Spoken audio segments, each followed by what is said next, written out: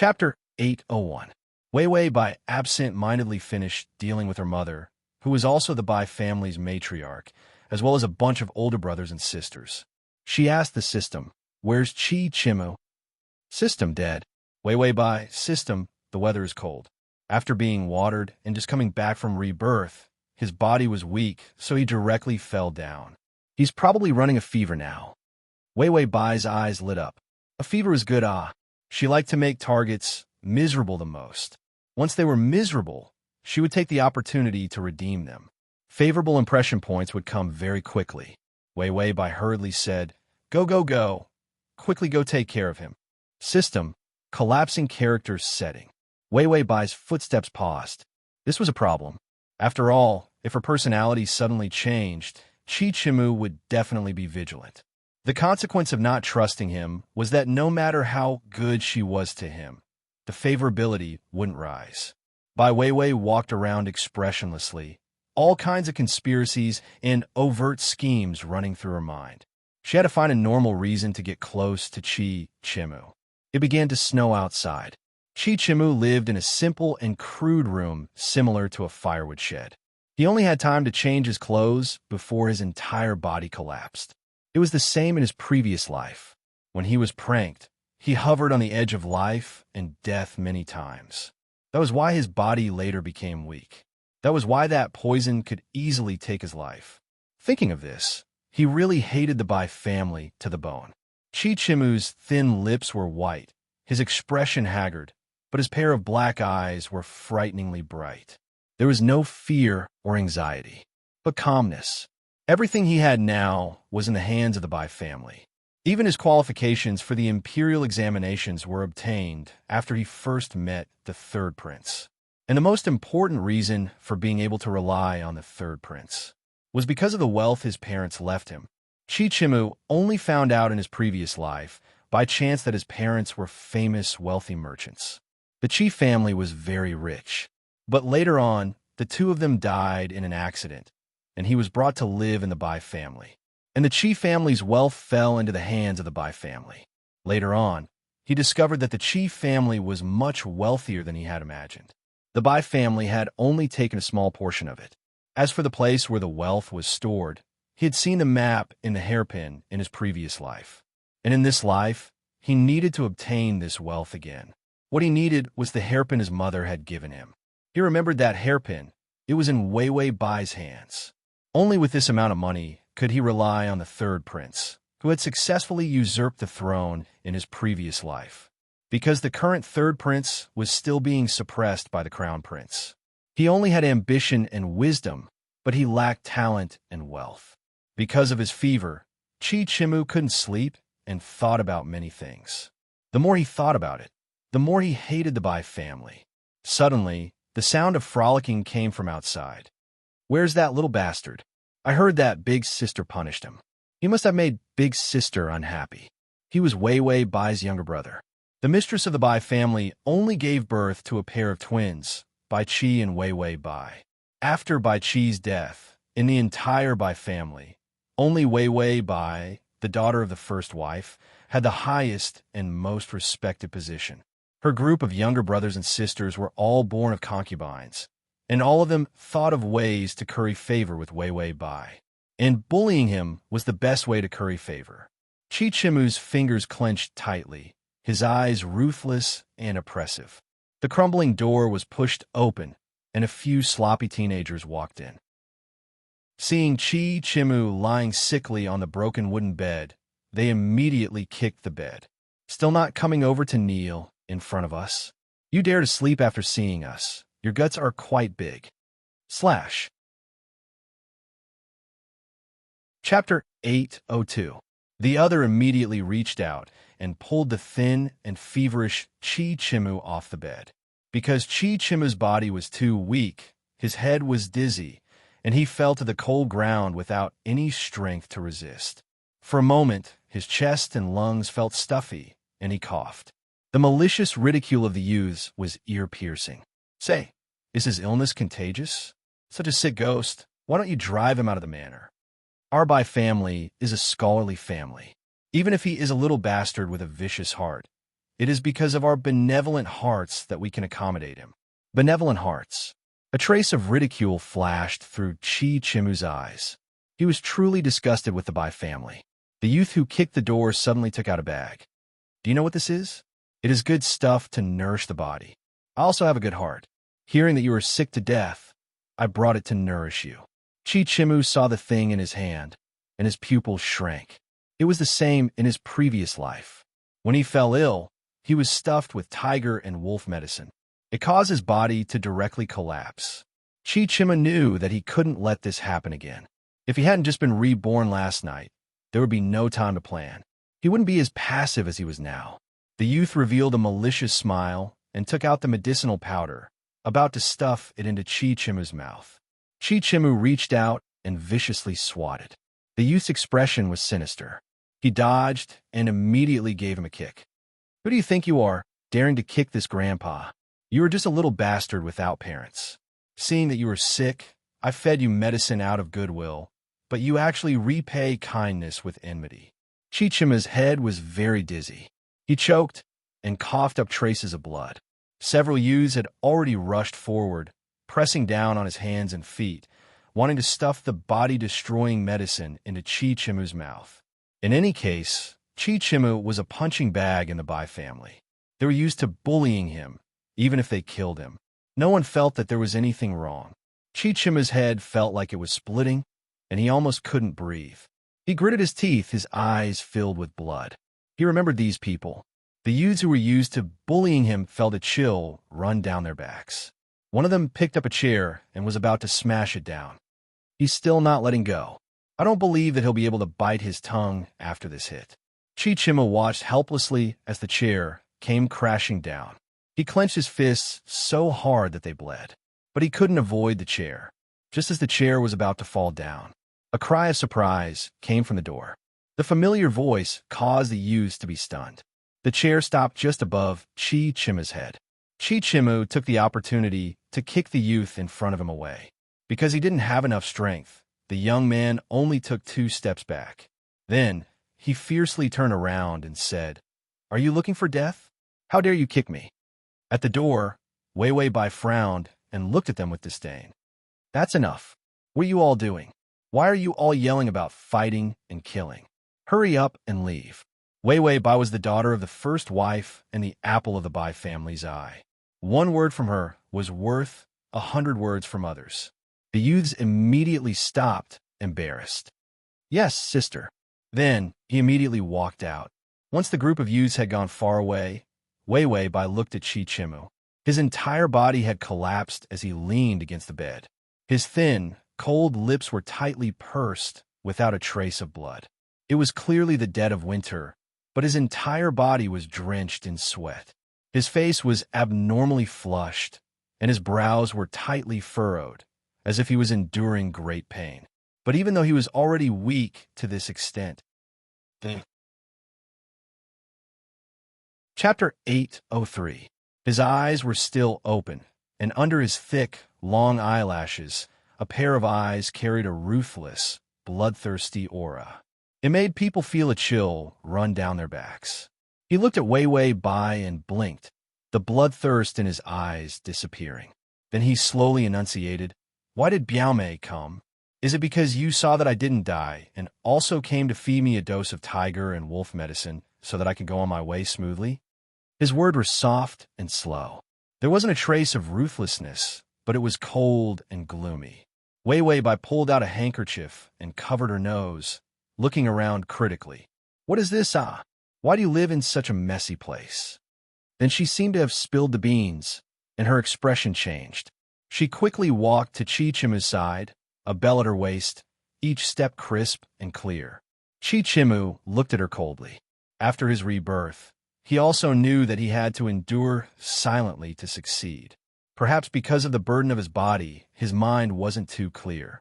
Seeing Wei Wei Bai, new and old hatred rose up. He also lost the calm thought of acting to curry favor. Wei Wei Bai revealed a forced smile. Her pale face and lips were extremely good, full and captivating, with a moist luster. Even if it was a fake smile, it was extremely beautiful. Chi Chimu became even more vigilant. He forced himself to hold on and stared at her.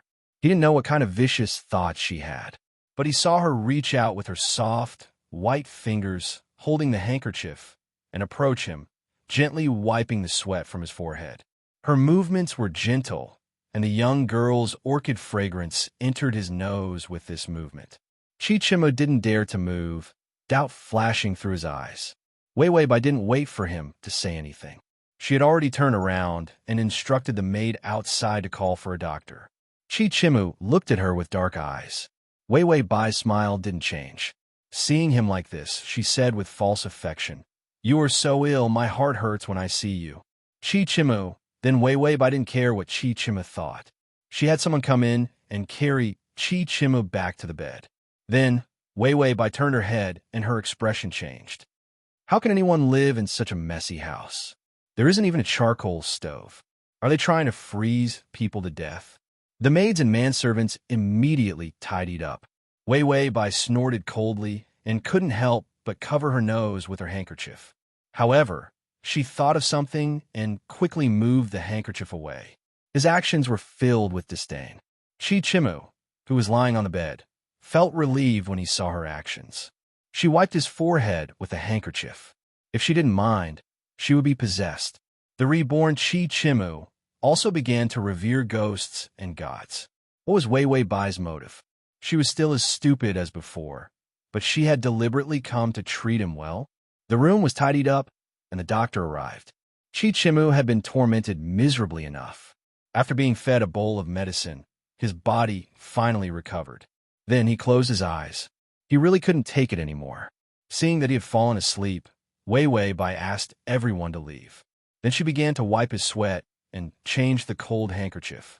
Her technique was clumsy, and as she wiped, she complained, "You can't die, do you hear me?" Chi Chimu was in a daze, feeling that Wei Wei Bai was always by his side. She was wiping his sweat? The doubts in Chi Chimu's heart grew stronger and stronger. In this world, Wei Wei Bai was the person who wished for him to die the most. Why would she specially come to take care of him? These thoughts blurred, and he frowned in pain. Ice and fire intertwined in his body. She gently stroked his face with one hand. The temperature of the fingers was so gentle and warm. His eyes were dry. When he was extremely vulnerable, he was even more reluctant to part with that bit of warmth that didn't belong to him. // download / Chapter 804.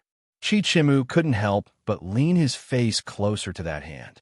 The owner of the hand hesitated for a moment before not moving away. Chi Chimu's tightly furrowed brow softened. Ding! The male lead's favorability has increased to 45.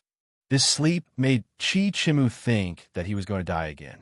When he opened his eyes again, he found himself still in this shabby room.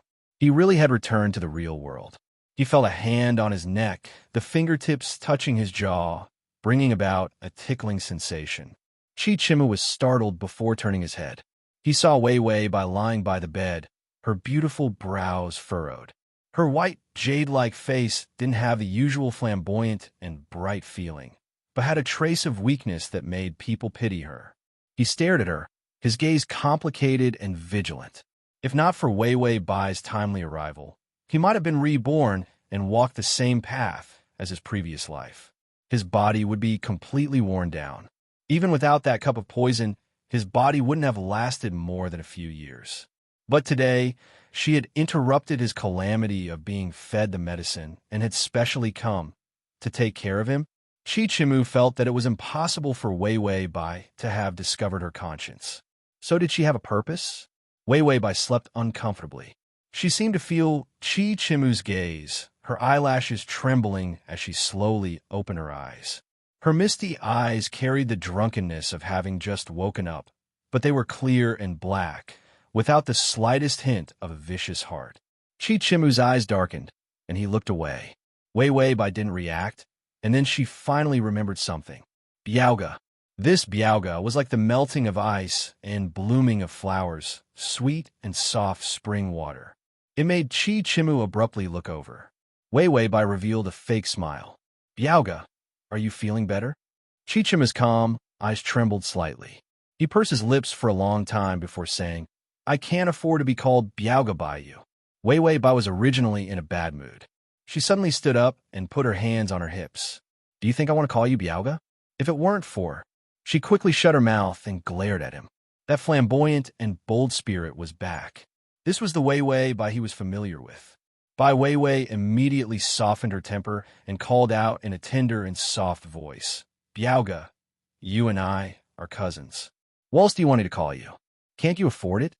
Chi Chimu looked deeply at her, and then after a moment of silence, he also revealed a smile. Cousin is right. Weiwei Bai immediately let out a sigh of relief and said, I didn't treat you well in the past. Since I worked hard to take care of you today, just forget about it. Just forget about it. If it was just a light sentence. How could someone say something so stupid? The smile on Chi Chima's lips was simply a smile of anger. Weiwei Bai thought that his smile meant that he agreed, so she smiled as well. Her smile actually contained traces of innocence and tenderness. Chi Chimu felt that his mocking smile was for a blind person to see. He took a deep breath. I don't know why Biaoga has come to find me today. Weiwei Bai, it's nothing. I just wanted to see you. After all, you and I grew up together and have deep feelings. Isn't it normal for me to visit you when you are sick? Deep feelings. It was deep hatred. Chi Chimu had always known that Weiwei Bai's brain wasn't very good. Since childhood, she had been the only young master who didn't rush to flatter and coax her. In his previous life, he had only known her vicious appearance. But this stupidity, he only understood it so thoroughly today. Weiwei Bai seemed to feel that with just a few words, the two's old grievances had been resolved. She quickly revealed a smile. Cousin. Chi Chima's mouth twitched. Weiwei Bai hesitated again. She wanted to say something, but then paused. Then she sweetly called out, Cousin. Chi Chimu narrowed his eyes and remained calm. Biaoga, what did you call me for? Weiwei Bai hesitated for a moment. Just as she was about to speak, the maidservant outside the door suddenly said, Miss, it's dark. We should go. Weiwei Bai immediately jumped up like a rabbit that had rushed out of a cage. Okay, I'll come. It was as if being with Chi Chimu was the same as being in prison. Weiwei Bai quickly said, I'll come see you again tomorrow. With that, she turned and left. Where was the slightest trace of deep feelings, not the slightest bit reluctant to leave. Chi Chimu stared deeply at her back, waiting until she had left. Only then did he discover that a handkerchief had been thrown on the ground. It was embroidered with peach blossoms. Was she so disgusted with the thing she had wiped for him? Chi Chimu's eyes were gloomy and cold. Then, he didn't know what he was thinking, but he reached out to pick up the handkerchief and stuffed it into his sleeve. What was Weiwei Bai trying to do? Why was she suddenly so good to him? Moreover, this kind of good was more like she was forced to do so. Full text //. Download. Chapter 805. Chi Chimu remained calm and collected. Regardless of the purpose, with a doctor and a charcoal stove, he could survive this calamity. The fact that his body hadn't collapsed was his greatest gain. The next day, Chi Chimu was able to get up and eat porridge. Warm food and medicine were delivered from the kitchen. He observed for a while, then picked up a silver needle and tested it bit by bit, fearing that there was something that shouldn't be there. Finding no problem, he began to eat slowly and gracefully. Before his rebirth, his body was cold and his spleen and stomach were out of whack, so eating too quickly would increase the burden on his body. This caused him to eat slowly. Chi Chimu was halfway through his meal when he heard the rustling of footsteps across the snow not far away. Then he heard the familiar soft voice of a young girl. Why is this road so difficult to walk on? When the estate was building the road, did they not think of building it better? The maid said, this is a relatively remote place in the estate, so it is possible to forget. Chi Chimu heard this and indifferently lowered his head, using the spoon to unhurriedly stir the porridge in his bowl. Soon, there was a knock on the door. There was actually someone who knew how to knock. Chi Chimu paused, not saying a word. Weiwei Bai impatiently stomped her foot. Just push the door open. It's so cold. Chi Chimu snorted, then restrained the cold light in his eyes, becoming indifferent. The door was pushed open, and the cold wind outside blew in, followed by the sound of hurried footsteps. Chichimu subconsciously raised his eyes, only to see a young girl wearing a light-colored dress and a fox fur cloak. Her face was fair and tender, as beautiful as the snow outside the window. She saw him and called out in a clear voice, "Biauga." Chichimu also said softly, "Why did you come out in this cold weather?" Yesterday, his mind wasn't clear and his attitude towards her was too fierce. After all, they were still in the Bai estate and hadn't obtained the item. When it was time to endure, he should endure. There was no benefit in being too in the limelight. Wei Bai took out a hand warmer from her sleeve and placed it on the table. Then she sat down in a chair and cupped her face as she looked at him. Then she smiled with a bit of special charm. "I came to see if you're better." Chichimu became even more vigilant in his heart, but he didn't reveal the slightest bit of it on his face. "My cousin called for a doctor and prescribed some medicine. After drinking some medicine, I'm almost fully recovered." Wei Bai's eyes drifted as if she was looking for something. Her tone was perfunctory. "That's good. You have to know that this is your home. If you need anything, just say the word." "Home?" Chichimu smiled darkly, but didn't answer. Wei Bai was also restless. Chichimu finally asked, "We're all family. If Biaume wants me to do something, just say it directly." Wei Bai hesitated. "Really?" Chichimu nodded, his smile gentle. "I will do my best to help you." Wei Bai immediately stood up. "Then I'll come and see you tomorrow." Chichimu. Then he saw Wei Bai immediately turn around and leave. He still didn't have the slightest reluctance to leave. Chichimu silently looked at the open door. A cold wind blew in, carrying with it the scent of orchids on her body. Then he slowly continued to drink the cold porridge water. His heart was still gloomy as he guessed at her purpose. In any case, no matter what her purpose was, once his body recovered, he would slowly clean up those who bullied him. Don't even think about running away. Wei Bai came again on the third day. After exchanging a few words with Chichimu, she left again, even if it was just to sit for a while. The people in the residence were also shrewd and immediately had a better attitude towards Chichimu. Chapter 806. Chichimu treated those who came to curry favor gently. Wei Bai came again on the fourth day, bringing some food. "It's made by my small kitchen. The big kitchen won't make these. You can eat it." Chichimu looked at this cousin. After thinking about it, he finally said with a smile, "Cousin, I heard that your handwriting is good. I need to copy books recently. Can you help me copy a few pages?" The awkward smile on Wei Bai's face froze. She bit her lip and snorted. She seemed to be angry at him for taking a yard after giving her an inch. Just as Chichimu thought she would turn and leave, she said in a muffled voice, "Okay, where do I copy?" Chichimu smiled, then pointed to the table by the window. Wei Bai said to the system, "He's probably suspecting something." System, suspecting what? Suspecting that you're possessed or reborn. Wei Bai, both. After all, handwriting is the easiest way to distinguish a person's identity. Wei Bai, who had long been prepared, picked up a pen and began to scribble. Her handwriting was uniquely ugly. Chichimu was about to go blind from looking. It was indeed Wei Bai's handwriting.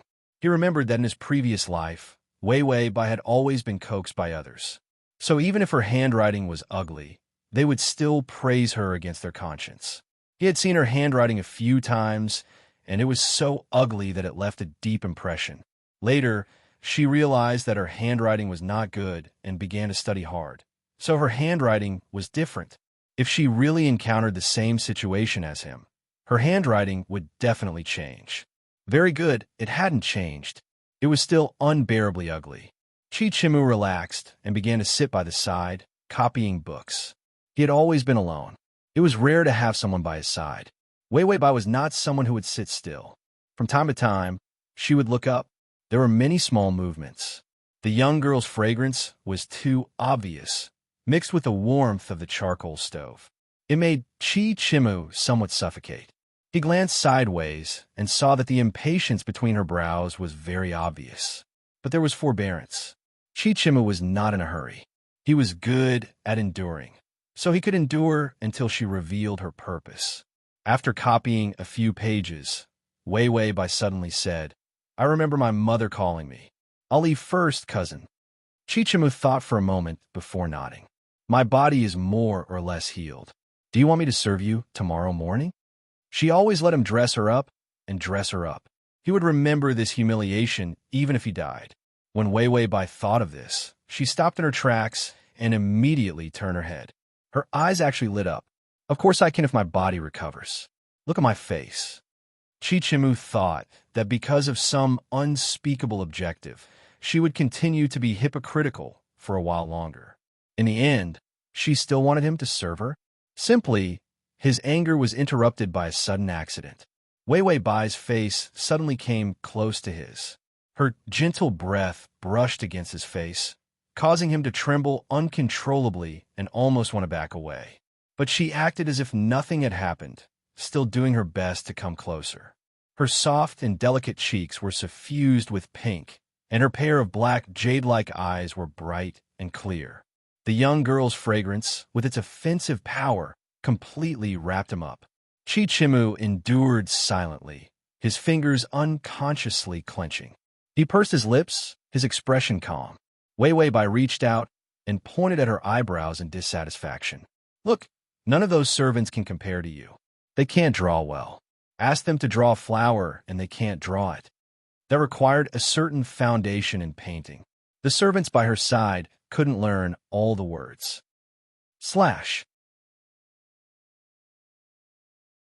Chapter 807. "That's why your makeup looks very good." She smiled, her smile full of smiles, like the newly bloomed flowers on the old plum tree outside the window. "Looks mislead people." Chichimu lowered his eyes, his breathing unsteady. The scent on her body. It always reminded him of the feeling of death. It was too profound, but it was especially sensitive. He said softly, "If cousin wants to draw a flower, I'll draw one for you right now." Wei Wei Bai immediately sat down properly, somewhat excited. Women all loved beauty, especially beauty that was different from others. Chichimu was aware of her temperamental nature. She could say that she was beautiful right now. Later, she might angrily let him die. Chichimu brought over paints. They were all ground from plants and could also be used on the face. He lowered his head and said softly, "All right, raise your head." Wei Wei Bai obediently raised her head and glared at him. Her eyes were filled with his shadow. Chichimu couldn't help but say, "Close your eyes." Wei Wei Bai immediately closed her eyes. When did his cousin become so obedient? When she closed her eyes, the expression on Chichimu's face disappeared, and his eyes turned gloomy. Then he lightly drew a plum blossom between her brows. She still raised her head, not opening her eyes. She was quiet and beautiful. Chichimu stared blankly for a moment before retreating a few steps. Done. The first thing Wei Wei did was to find a mirror and look left and right. She said to the system, "I feel like I'm a #1 beauty in the world." System, wake up. Look at the -45 favorability. There are dozens of dogs behind us. Wei Wei Bai. This flower was born for me. The system held its head in despair. Doggy doggy. Wei Wei Bai turned to Chichimu. Does it look good? This was her narcissism and forcing others to praise her.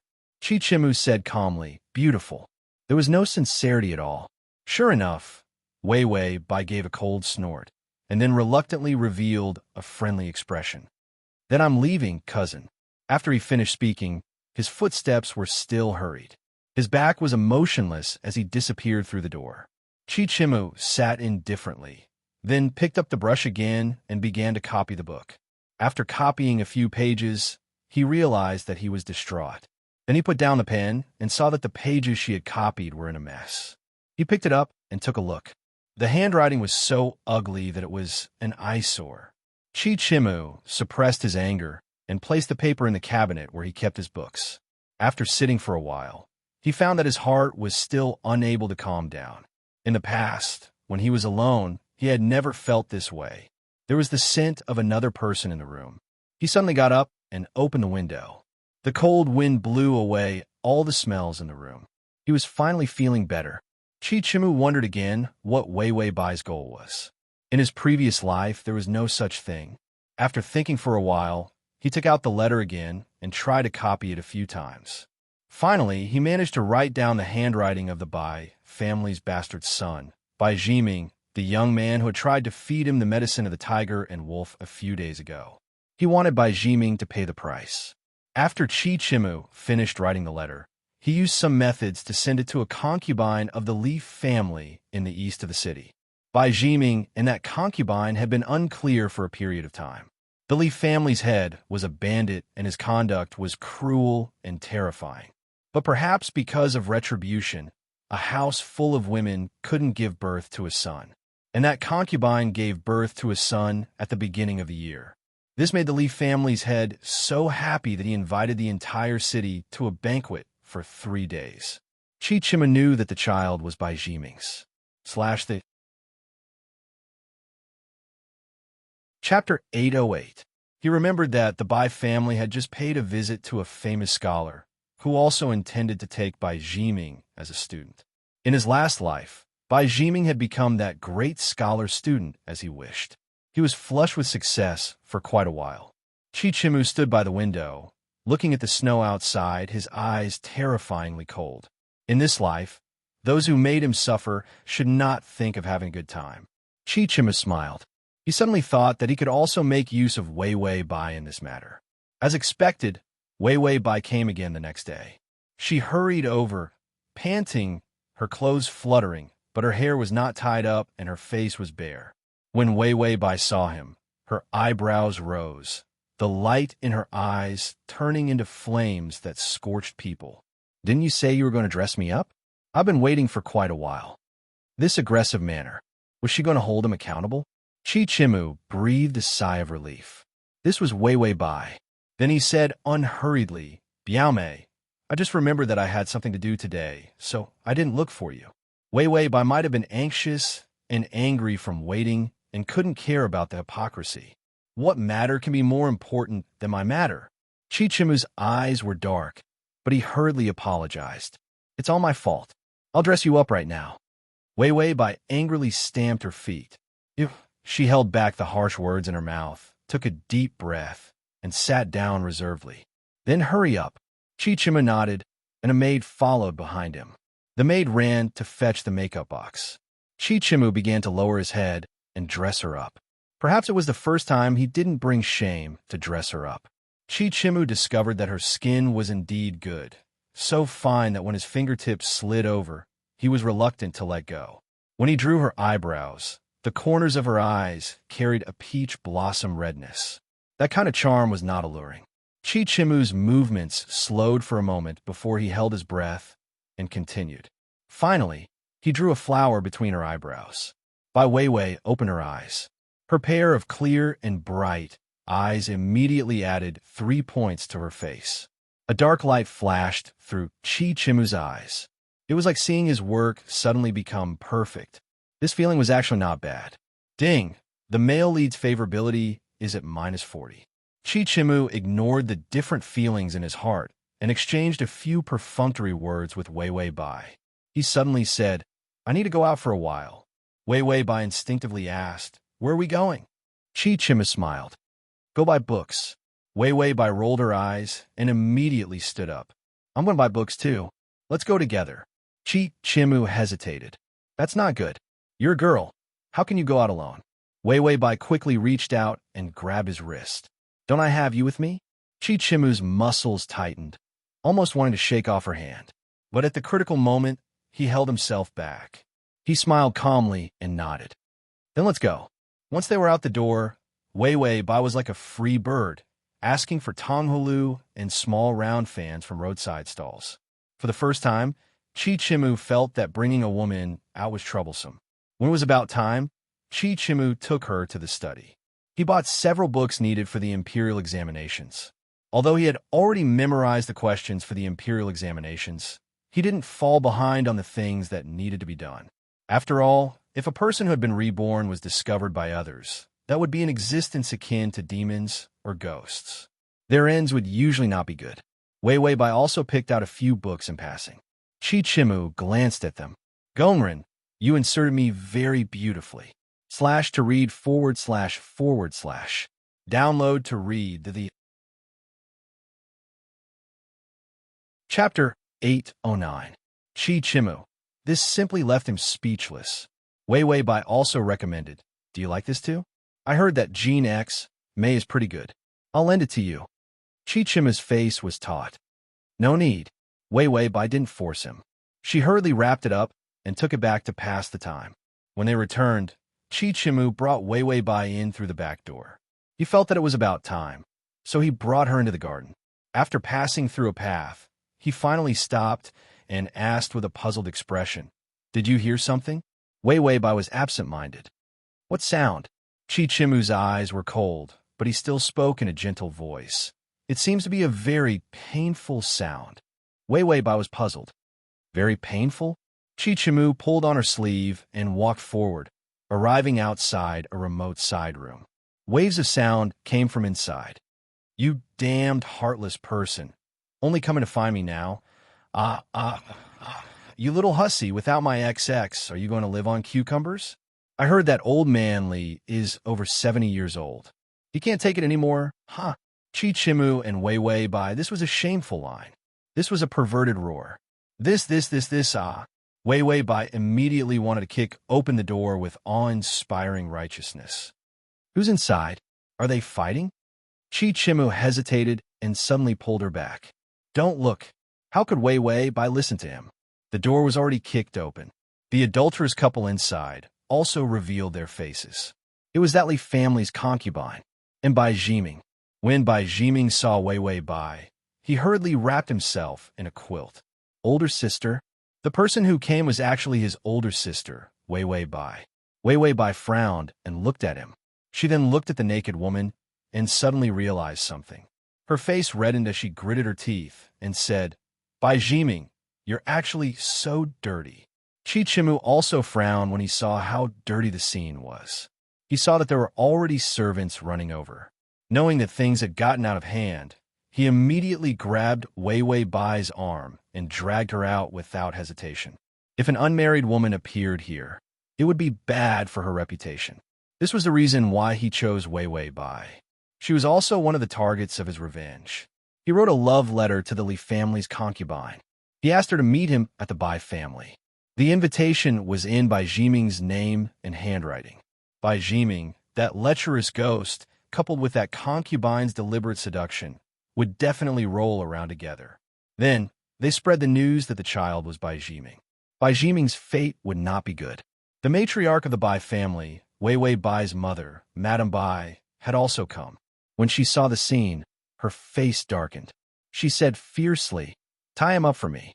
And that woman, send her back for me. Send her back secretly. Don't let anyone know." Madame Bai was shrewd and knew that no one would benefit if things got out of hand. Then she turned back and saw that her daughter was also there. What kind of occasion was this? An unmarried woman appeared here. Did she still want to marry? Wei Wei Bai was a little afraid. "Mother," Madame Bai glared at her and slapped her. "I spoil you when you usually mess around, but is this something you can get involved in? I'm so angry." Wei Wei Bai looked at her, not knowing what to do, and tears fell. Her eyelashes trembled, and then she glanced at Chi Chimu timidly. Chi Chimu didn't expect that Madame Bai would directly hit someone. Chapter 810.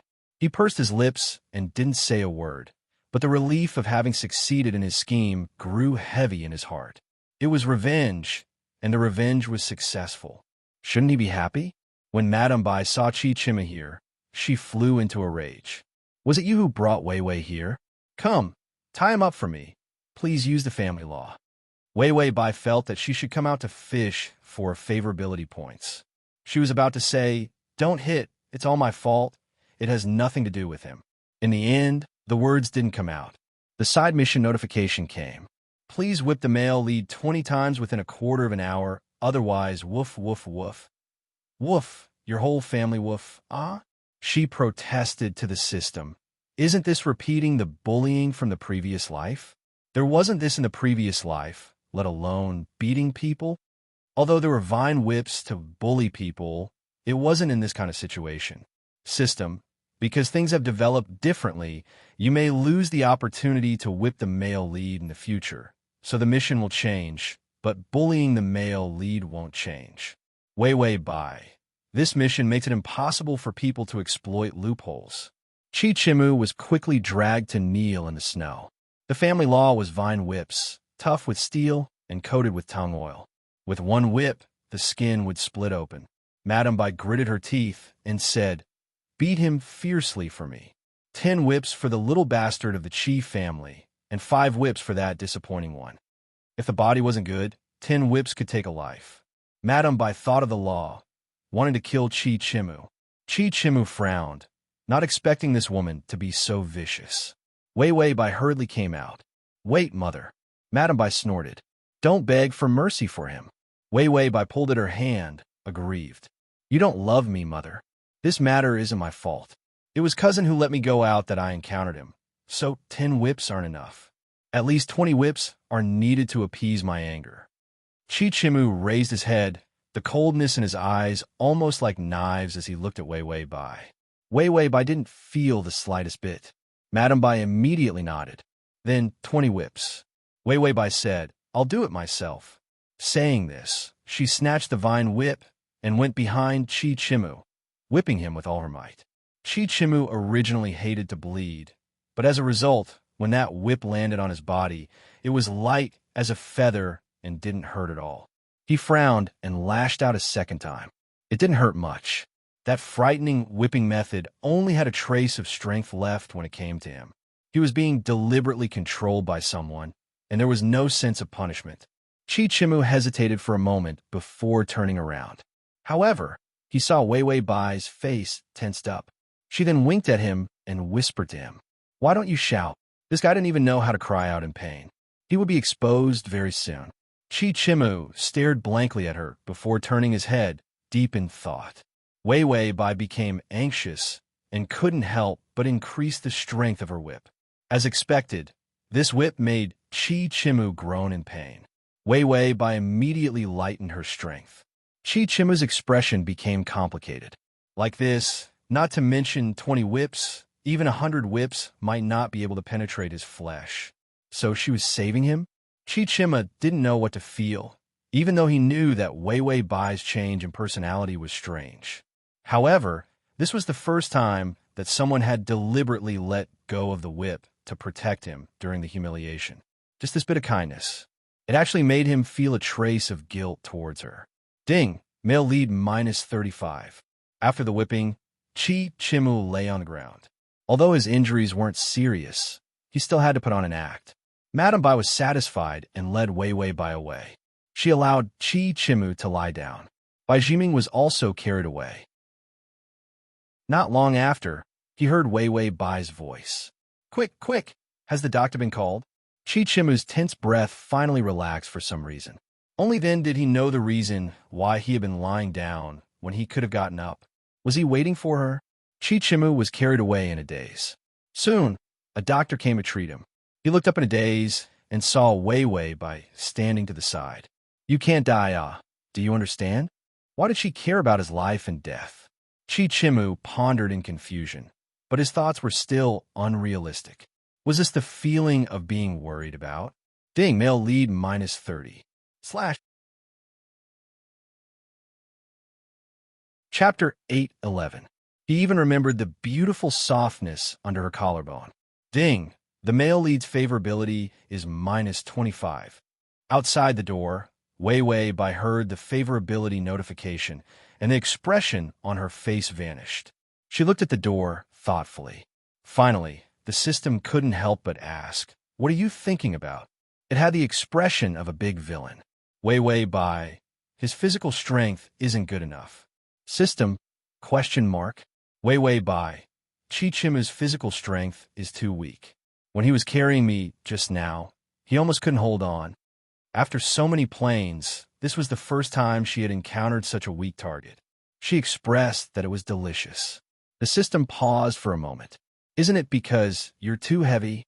Wei Bai, suddenly, she didn't want to sigh anymore. Wasn't it just a round face? This had nothing to do with weight. After taking 2 steps, she noticed something and looked up. A notification bar appeared above her head.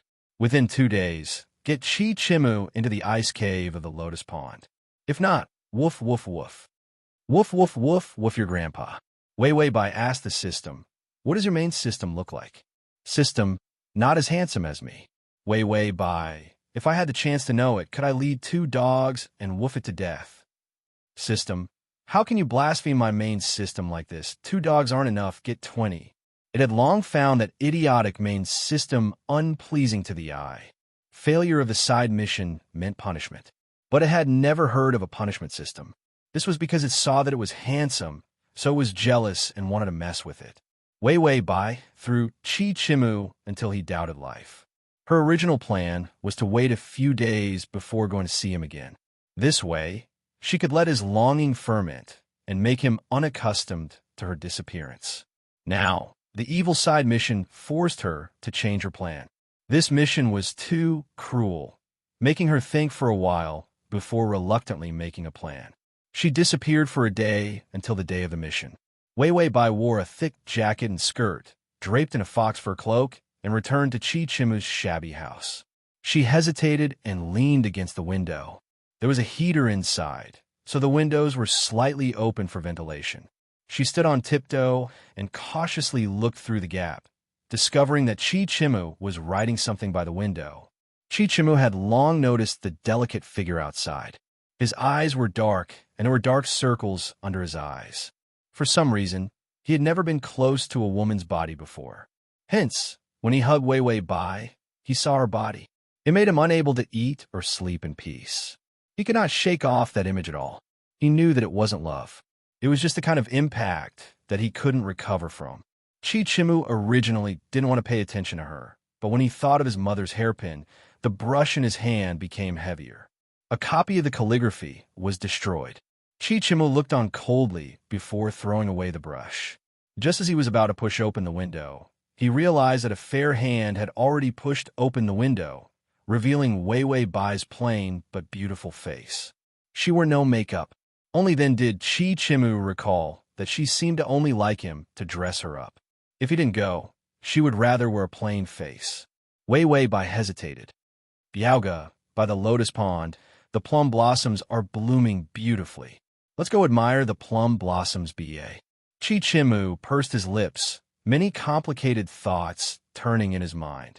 Finally, he nodded. Wei Wei Bai revealed a smile. Chi Chimu's eyes darkened. He no longer looked at her and walked out. The two arrived at the lotus pond. The pond was frozen solid, and the plum blossoms were on the other side of the pond. Slash, slash. Chapter 8:12. The two strolled on the ice, walking and walking. Chi Chimu suddenly grabbed Wei Wei Bai's hand. Let's go this way. The ice over there is thin. Wei Wei Bai nodded and abruptly asked, Biaoga, do you still remember things from your childhood? Chi Chimu was silent for a moment. I don't remember much.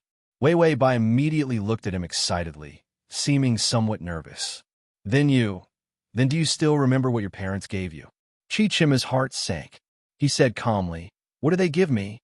This, I somewhat can't remember. Wei Wei Bai's gaze was somewhat erratic. It was something like a map, or some other kind of paper or something. Map. Chi Chimu's pupils shrank. She knew of the enormous wealth his parents had left him. This wealth had to be a secret. Chi Chimu was very clear that his future path would be smooth and smooth. It was all because the third prince had ascended the throne and supported and trusted him.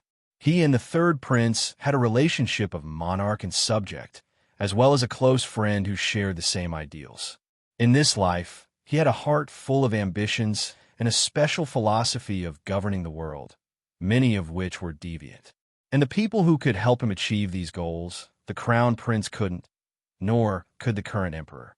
Only the prince he had chosen could understand him. And that wealth was the capital for the start of the plan. It was also a crucial link in toppling the crown prince and seizing the throne.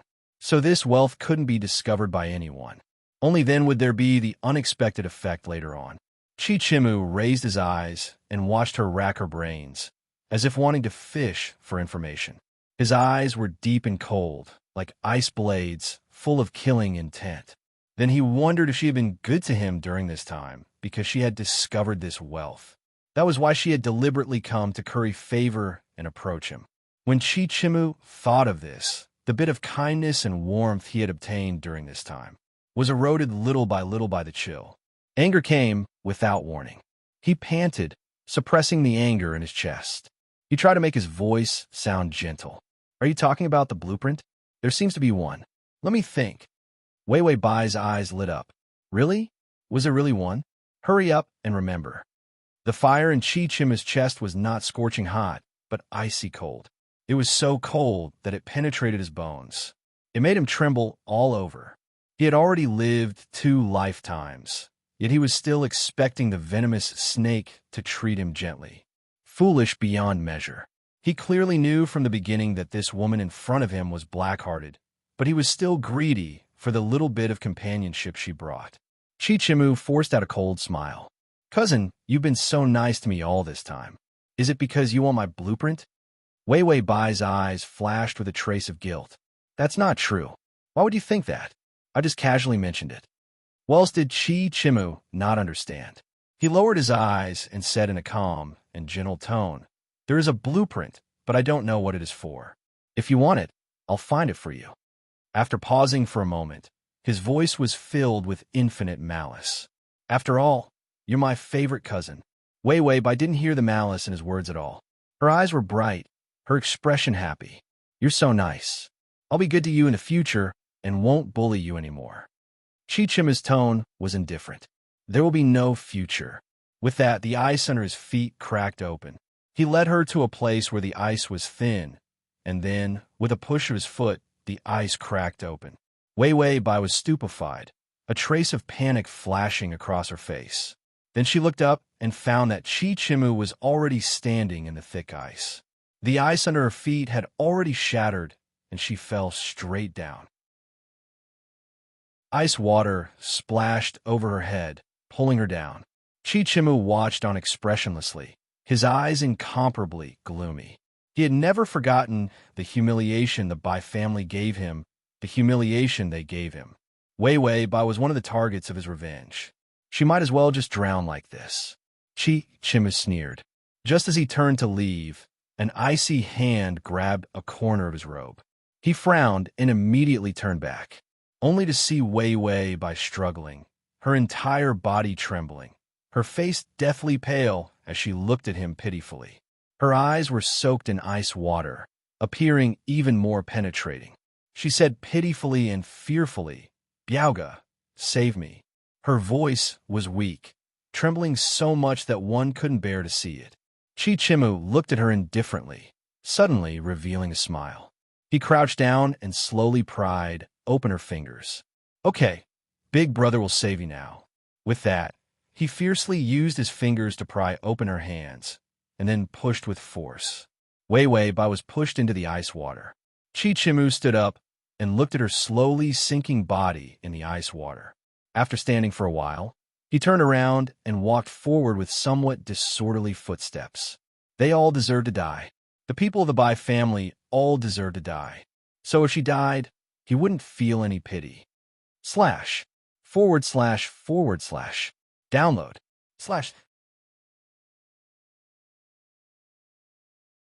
Chapter 8:13. Wei Wei Bai was pushed into the water and mumbled to the system, Did I hear the sound of life subsistence guarantee? The system was calm. When people fall into ice water, they will die very quickly, so life subsistence guarantee automatically activated. As long as there were no fatal injuries, with life subsistence guarantee, they wouldn't die no matter what. Wei Wei Bai mumbled, Then why didn't Chi Wuching come to save me?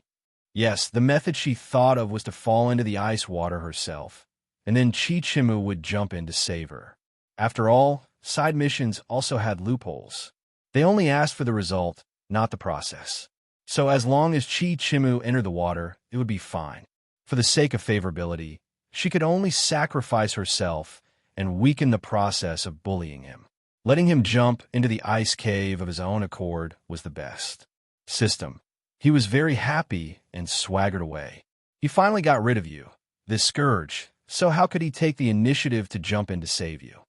Wei Wei Bai smiled coldly. I dared to let him push me down, so I have a way to make him crawl back to save me. She just said so. The ice water above her splashed, but she saw Chi Chimu's gloomy expression as he eagerly swam towards her. Wei Wei Bai was very relieved and closed her eyes. On top of Chi Chimu, many people had already surrounded the pool. On the ice, they also began to save people. He was about to leave, but before he could walk out of the ice layer of the pool, those manservants and maidservants happened to come face to face. Moreover, there were maidservants who discovered Wei Wei Bai's clothes floating out of the water. The pool was immediately surrounded by people.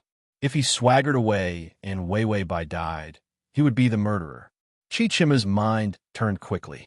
Before anyone could clearly see his forward movement, he plunged into the ice water again. At this moment, he wished he could drown Wei Wei Bai. Then he would pretend to not save her in time and draw a clear line. In any case, those people above had already seen that he came to save people, so the suspicion of Wei Wei by falling into the water could be washed away. Chi Chimu only felt that his limbs and bones were soaked in ice water. His body had finally gotten better, and he didn't know how long it would take for him to recover. He struggled to stay in the icy water, his eyes cold. He turned his head and finally looked down. In a hazy mist, her dress was like a blooming lotus in the water, giving off a dreamy sense of beauty. Then he saw that within the floating robe, her face was extremely pale. Her brows were tightly furrowed, and her lips had lost their color. She slowly sank to the bottom of the pool. He let her fall. She died. Chi Chimu gritted his teeth and glared at her. His eyes were bloodshot, so red that they looked hideous. In the end, he clenched his fingers and allowed the icy water to turn into sharp blades, cutting him into pieces. He forcefully plunged it down and quickly came to her side. Then he reached out and pulled her into his arms. Chi Chimu didn't even know why he saved her. He never showed mercy to anyone, especially when it came to his enemies. But when he pressed her into his arms, he had no time to regret it and immediately swam up, rise to the surface. The people around him scrambled to pull him out of the water. Chi Chimu felt like he had died once. He didn't know what he was thinking, but his fingers trembled fiercely as he pressed against her neck. He found that there was still a faint tremor. He couldn't hold on any longer and laid down, his entire being in a daze. So cold, so noisy. Suddenly, there was a cough, soft, as if she was about to stop breathing. Chi Chimu struggled to look to the side. He found that Wei Wei Bai had already opened her eyes. Her pale face was devoid of color, and only her pair of eyes were too black and clear. Slash.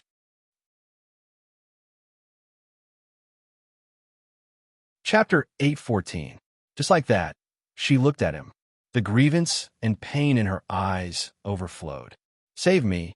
Why didn't you save me? Wei Wei Bai seemed to be confused, not knowing that she had been saved. Chi Chimu was stunned. He was about to explain that he had already saved her, but she closed her eyes again and fainted. Chi Chimu held back a pile of words in his heart, even losing more than half of his health. In the end, he still couldn't kill her. He ruthlessly hammered the ice surface. She really was a star of calamity. The incident of falling into the water, because Chi Chimu jumped in to save her in time. So the Bai family didn't find trouble, and even Madame Bai had a maid deliver some tonics to let Chi Chimu recuperate. No matter how much she hated him to the bone, in the end, he was the one who saved her daughter. She still had the proper attitude. Chi Chimu saw those maids and wanted to open his mouth several times to inquire about Wei Wei Bai's condition. But when it reached his mouth, he swallowed it back down. These 10 days of recuperation. Bai Jiming's matter had completely erupted. The Li family had done something to make Bai Jiming fall from his horse. Coincidentally, his legs were completely crippled from the fall. Bai Jiming could only spend the rest of his life in bed. Chi Chimu didn't bat an eyelid as he began to think of his next revenge plan. After saving Wei Wei Bai, the Bai family's watch over him was much more relaxed. The incidents of humiliation also decreased, so it was very easy for him to do anything. A certain maid who had bullied him in his previous life fell into a well and died. A certain manservant's face was burned and disfigured while on duty in the kitchen. He was the one who took revenge on them. After experiencing a lifetime, in this life he was rational and cruel, able to quietly take care of all the people he wanted to take revenge on. As for the Bai family, he planned to wait until he became the top scorer. Then he would slowly tidy up this family. After doing so many things, he discovered that he had always overlooked Wei Wei Bai. This woman still knew of the existence of that fortune. She couldn't be left behind. Chichima took out the paper with Wei Wei Bai's name written on it, but the brush couldn't fall. After staring blankly for a long time, he pressed her paper to the bottom with a darkened face. Then he took out the paper of the Bai family's other concubine's son. Anyway, he had plenty of time to deal with her. There was no need to rush. Over at Wei Wei Bai's side, the days of idling and waiting for death were too good. She ate and slept and ate. After eating, she read a book called You Put Me Very Well. Then, he continued to sleep, eat, and read novels. He was as shut in as a deity. The system couldn't help but urge, after so many days, your favorability has only increased by 5 points. You still have a nerve to eat and wait for death. Wei Wei Bai had just finished reading the overbearing prince's runaway, little cold wife. She then flipped open a harem love and hate novel about the emperor, and this concubine doesn't want it. She read it with great interest. Needless to say, it didn't lose out to those online novels in reality at all. Wei Wei Bai was very calm. It's fine. It's a year and a half. Take it slow. The system reminded, 1 year for months and 5 days. Wei Wei Bai turned over and continued reading her novel. It's fine. Wait until Chi Chimu comes looking for me. At that time, she would soften her attitude and pretend that she did not remember that he had pushed her into the pool. Another sibling relationship strategy. Sure enough, the favorability would definitely increase. Ding, requesting the host to completely expose the matter of Chi Chimu pushing you into the water within 3 hours. Then lock him up in the woodshed for 5 days. Wei Wei Bai, the system said resignedly. The side quest this time is indeed a bit crazy. The previous world, although it was also deranged, but it was only deranged once. And this time, the side quest had been deranged many times.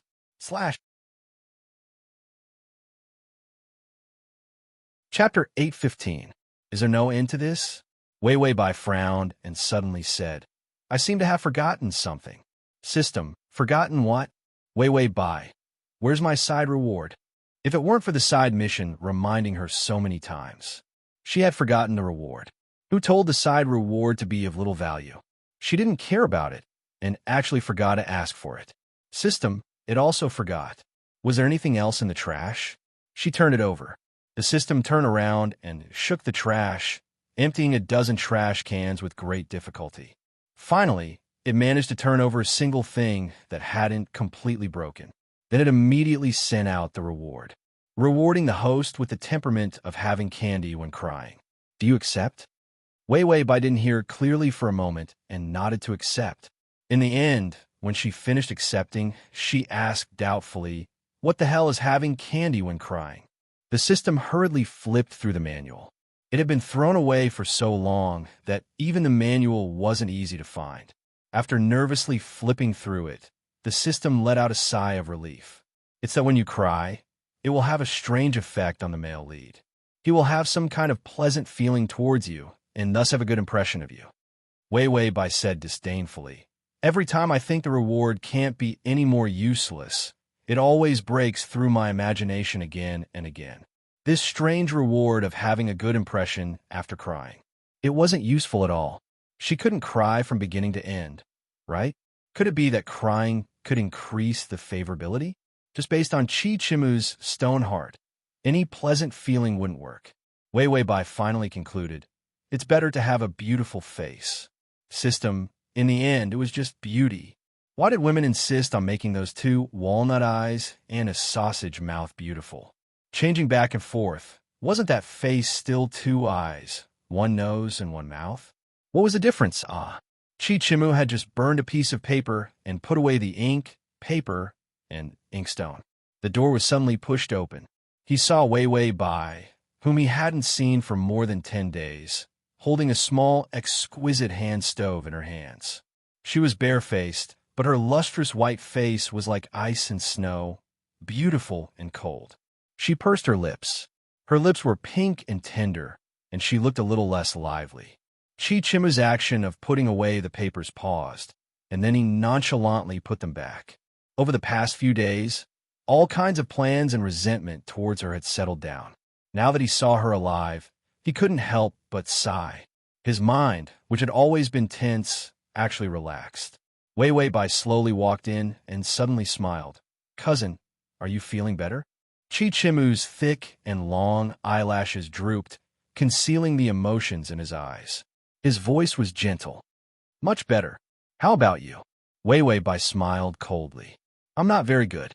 Chichimu looked up at her and found that the resentment in her eyes was so real. Was he going to shed all pretense of cordiality with him? Sure enough, the next moment, she fiercely said in a loud voice, "Tie him up and lock him up in the woodshed." Several manservants immediately rushed in from outside and tied Chichimu up. Chichimu didn't defend himself, only looking at her gloomily. "Cousin, what do you mean?" Wei Wei Bai's face didn't have a trace of softness. Her eyes held traces of resentment as she looked at him. She slowly walked in front of him and whispered in his ear, "Cousin, do you hate me so much that you can't wait for me to die?" Her appearance and her tone, at once, it pulled Chichimu back to before his rebirth. At that time, she had always been so vicious, looking at him coldly. Indeed, he couldn't wait for her to die. After Wei Wei Bai finished speaking, her breathing became heavier, blowing in his ear, making his expression tense. He couldn't help but look up at her, only to see the tears in her eyes that she didn't have time to wipe away.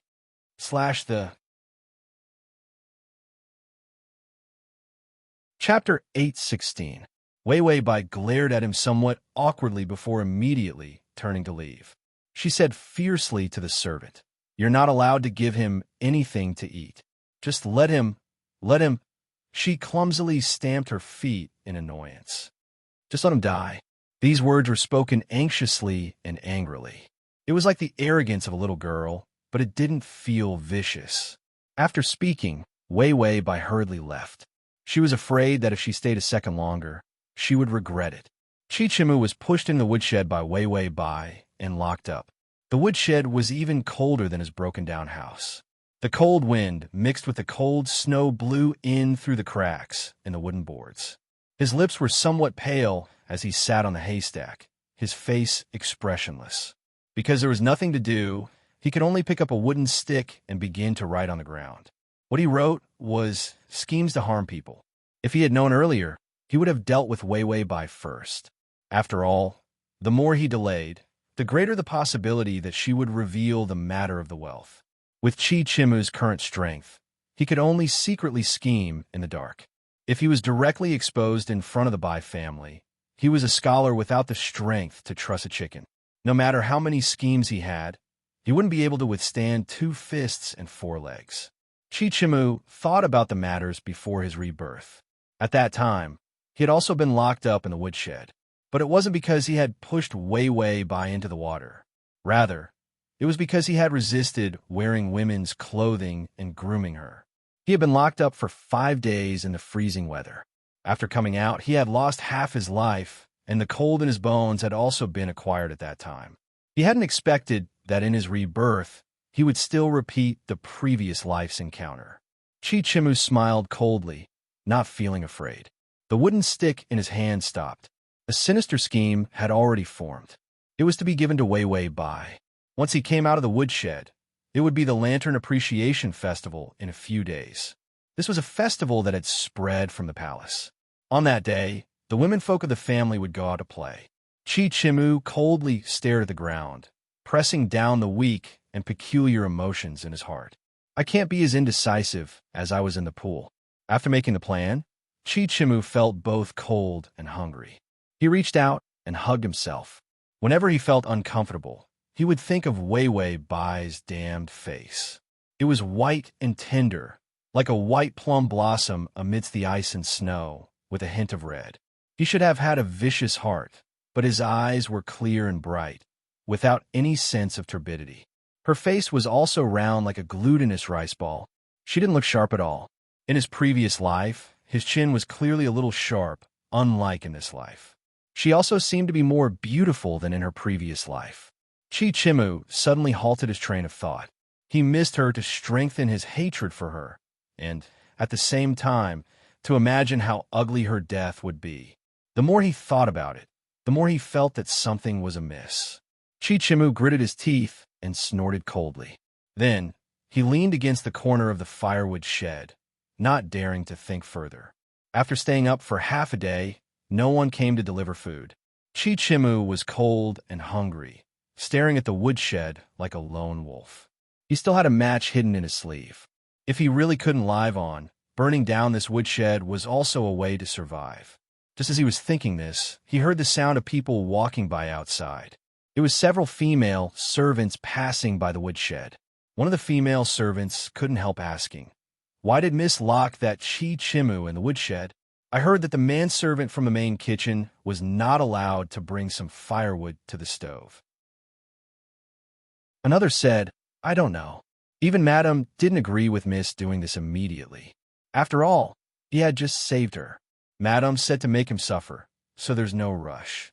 It won't be too late to lock him up after a while. Download the https://www.sashu.com/download the full article. https://www.sashu.com download the full article. https://www.sashu.com download the full article. https://m.sashu.com/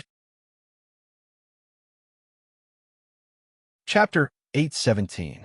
Chichimu lowered his eyes, his expression indifferent. There wasn't a trace of surprise. That woman, Madame Bai, was extremely hypocritical. He had just saved Wei Bai. If Wei Bai treated him like this, it wouldn't be good for the Bai family's reputation. Suddenly, Chichimu frowned as he thought of something that was wrong. Could it be that Wei Bai didn't say that he was the one who pushed her into the pool? If she complained like this, the Bai family would have more than enough reason to want him dead. Why didn't she say anything? The footsteps of the maidservants outside the woodshed gradually faded away. He could still vaguely hear them say, "Do we need to send food to that Chichimu?" Miss is still angry. She was so angry that she didn't eat for 2 meals. Who would send food? That's right. Let's not meddle in other people's business. Chichimu lowered his head and looked at the plan on the ground. His back was to the light, his face somewhat gloomy. For a moment, he didn't know what Wei Bai was thinking. Wei Bai took out a steamed bun from her bosom and finished it in a place where no one could see. How is Chichimu now? The system glanced over. Hungry and tired. He's probably going to freeze to death. Wei Bai, I'm also hungry. I haven't eaten for a day. The system silently looked at Wei Bai's chest, which was stuffed with several steamed buns. To create her own unbearable heartache and the pain of being betrayed, Wei Bai had starved for a day. She could only eat steamed buns. There wasn't even any salted vegetables. Wei Bai wiped her hands. Okay, let's go send community warmth to Uncle Chi-Ba. No matter how deranged the side mission was, she wasn't afraid of loopholes. After all, as long as Chichimu was locked in the woodshed, it was fine. Who said she couldn't give him food and drink? The system was speechless for a moment. Don't you look like you have schizophrenia? One moment she messed with him, the next moment she sent warmth. Schizophrenia BA. Wei Bai. The side mission didn't say that I can't collapse my character setting. I'm not collapsing because I'm afraid that Chichimu will see something. If there's a good reason, it doesn't matter if I collapse into dregs. The system pondered for a moment. What reason? Wei Bai. Let me think about it. System, what kind of reasoning is that? At the very least, he had to figure it out before attacking. Chichimu exhaled, turning into a cold mist. His fingers trembled as he took out the match. A fierce look flashed through his eyes. It was better to burn down the woodshed first. In this weather, he would freeze to death the next day. Just as he was about to light the fire, he suddenly heard footsteps outside the woodshed. Familiar footsteps.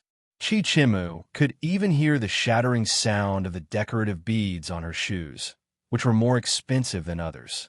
He put away the match. Was he here to torture him in the middle of the night? All kinds of tortures flashed through Chichimu's mind. He even wondered if Weiwei Bai knew about the fortune. So she locked him up and interrogated him in the middle of the night. The more he thought, the colder his eyes became. Before the door opened, he stretched out his foot and wiped the plans clean on the ground. Then he closed his eyes and curled up, pretending to be asleep. The door opened, and a cold wind poured in. He shivered. This weather was truly cold. Then he heard Weiwei Bai hiss, "Damn weather, it's so cold I'm going to die." This voice was tender and tender, carrying an arrogant resentment. Chichimu's back was to the door, and he snorted coldly. "You know it's cold, but still come?" Then he heard Weiwei Bai whisper, "It's all your fault. You don't know what's good for you. I simply hate you to death." Chichimu's eyes widened, and his sneer turned into indifference, even carrying traces of killing intent. She hated him to death, so she came tonight to kill him. Download // Chapter 8:18. His mind was filled with all kinds of bloody darkness. In his previous life, he had suffered too much humiliation in the Bai family. Later, he climbed to a high position and became the third prince's sharp blade in the shadows. He didn't know how many bloody matters he had dealt with. This also affected his personality, making him unconsciously carry all kinds of cold-blooded speculations whenever he thought. Weiwei Bai slowly approached him. Chichimu's body also tensed up. He planned to pounce on her and strangle her to death if she made a move. Weiwei Bai suddenly stopped. Then something was draped over his body, carrying the fragrance of orchids, soft and warm. Chichimu's body was as taut as a block of wood. He reached out his hand, intending to attack, but he froze midway, somewhat at a loss. Weiwei Bai was covering him with a quilt. This quilt, could it be poisonous? Weiwei Bai blew on her hand again, her voice softening. So cold. For a moment, Chichimu didn't know whether to turn around and expose her. Then he heard her crouch down behind him and take out something. There was the sound of rustling paper, and the smell of roasted chicken drifted out. She said softly, "If I can't starve you to death, why would I give you food? In any case, you want to drown me. I should tie you up and throw you into the water to freeze to death." These words were vicious, but not frightening. At least, Chichimu wasn't frightened at all. He opened his eyes, his back to her. What did she want to do? Weiwei Bai put down the food, then stealthily turned and left. Chichimu frowned as he heard the door to the woodshed close. He slowly turned around and saw a bag of food wrapped in oil paper beside him. Chichimu got up and opened the bag, seeing that in addition to a roasted chicken, there were also some roasted chestnuts. The food was still warm. After being hungry all day, he felt that the smell was simply alluring. Chichimu was silent for a moment before taking out a silver needle from his sleeve. After pricking it several times, he found that there was no poison. He began to eat. This was the first time he ate so much. This was also the first time he had eaten so quickly. In the past, he would not change his slow eating speed no matter how hungry he was. This time, he ate the entire chicken before the temperature dropped. He didn't finish eating the roasted chestnuts, so he wrapped them up again and put them in his arms. Only then did he lie down on the haystack and pull the quilt behind him. He found that the fluff inside the quilt was Weiwei Bai's quilt. It was just that the outer layer of a pretty girl's bedsheet had been replaced with a coarse cloth, so it was hard to tell. This blanket was so warm that it was scalding hot. It was good stuff. Chichimu pursed his lips. What did she want to do? Only when the sun rose did he fall asleep in a daze. He didn't know the answer. However, she suddenly remembered that she had given him her blanket. How would she go to sleep? Also, did she eat anything? These two thoughts flashed through his mind. Chichimu was too tired to notice. He was actually worried about her. Ding! The male lead's favorability is at -15. Chichimu had a quilt and was full, so for the time being, he didn't have any thoughts of burning the firewood. He used the stick again and began to draw on the ground. He originally wanted to write some additions to his plan to kill Wei Wei Bai, but halfway through, he somehow lost interest. He erased the plan and began to write the questions for the imperial examinations. This was the key to his meteoric rise. In his previous life, he was able to become the top scorer. In this life, his goal was to become the big and small 3 yuan. Not only to become the top scorer, but he also wanted to be the first in all the imperial examinations. This was the most important and solid foundation for him to enter the imperial court. //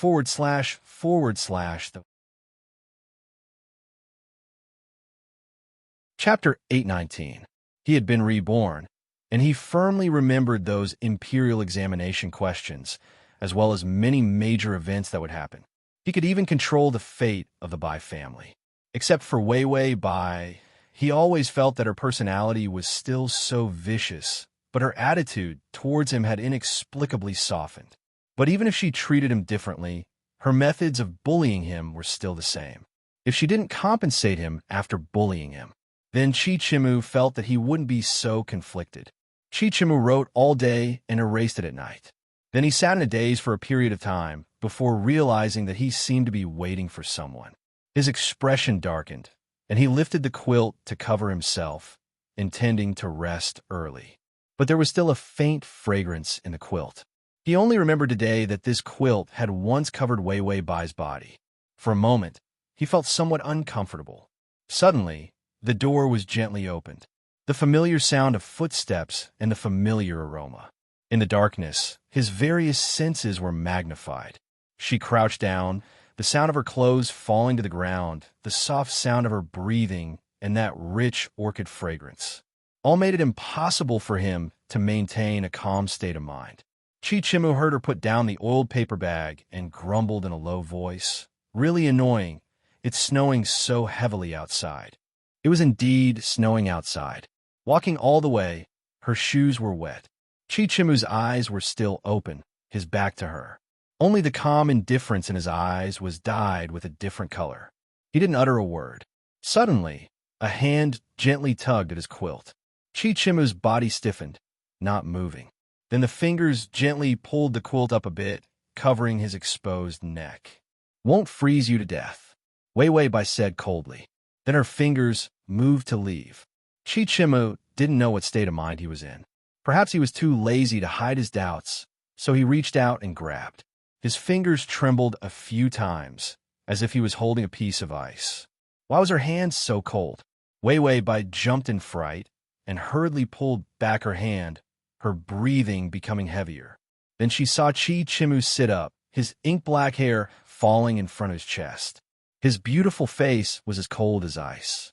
In the darkness, only his eyes had a different kind of burning light. A trace of panic flashed across Wei Wei Bai's face.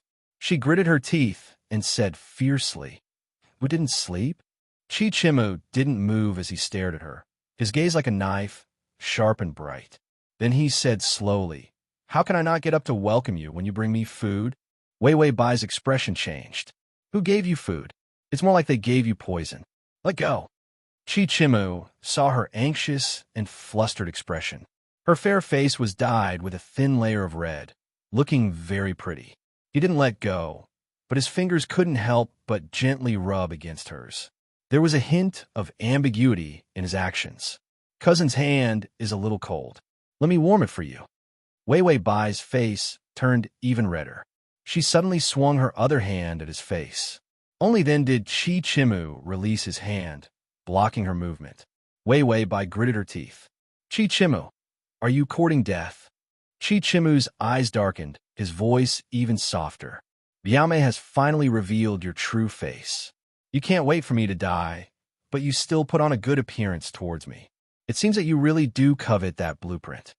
Wei Wei Bai's eyes trembled. "What are you saying?" "I don't know."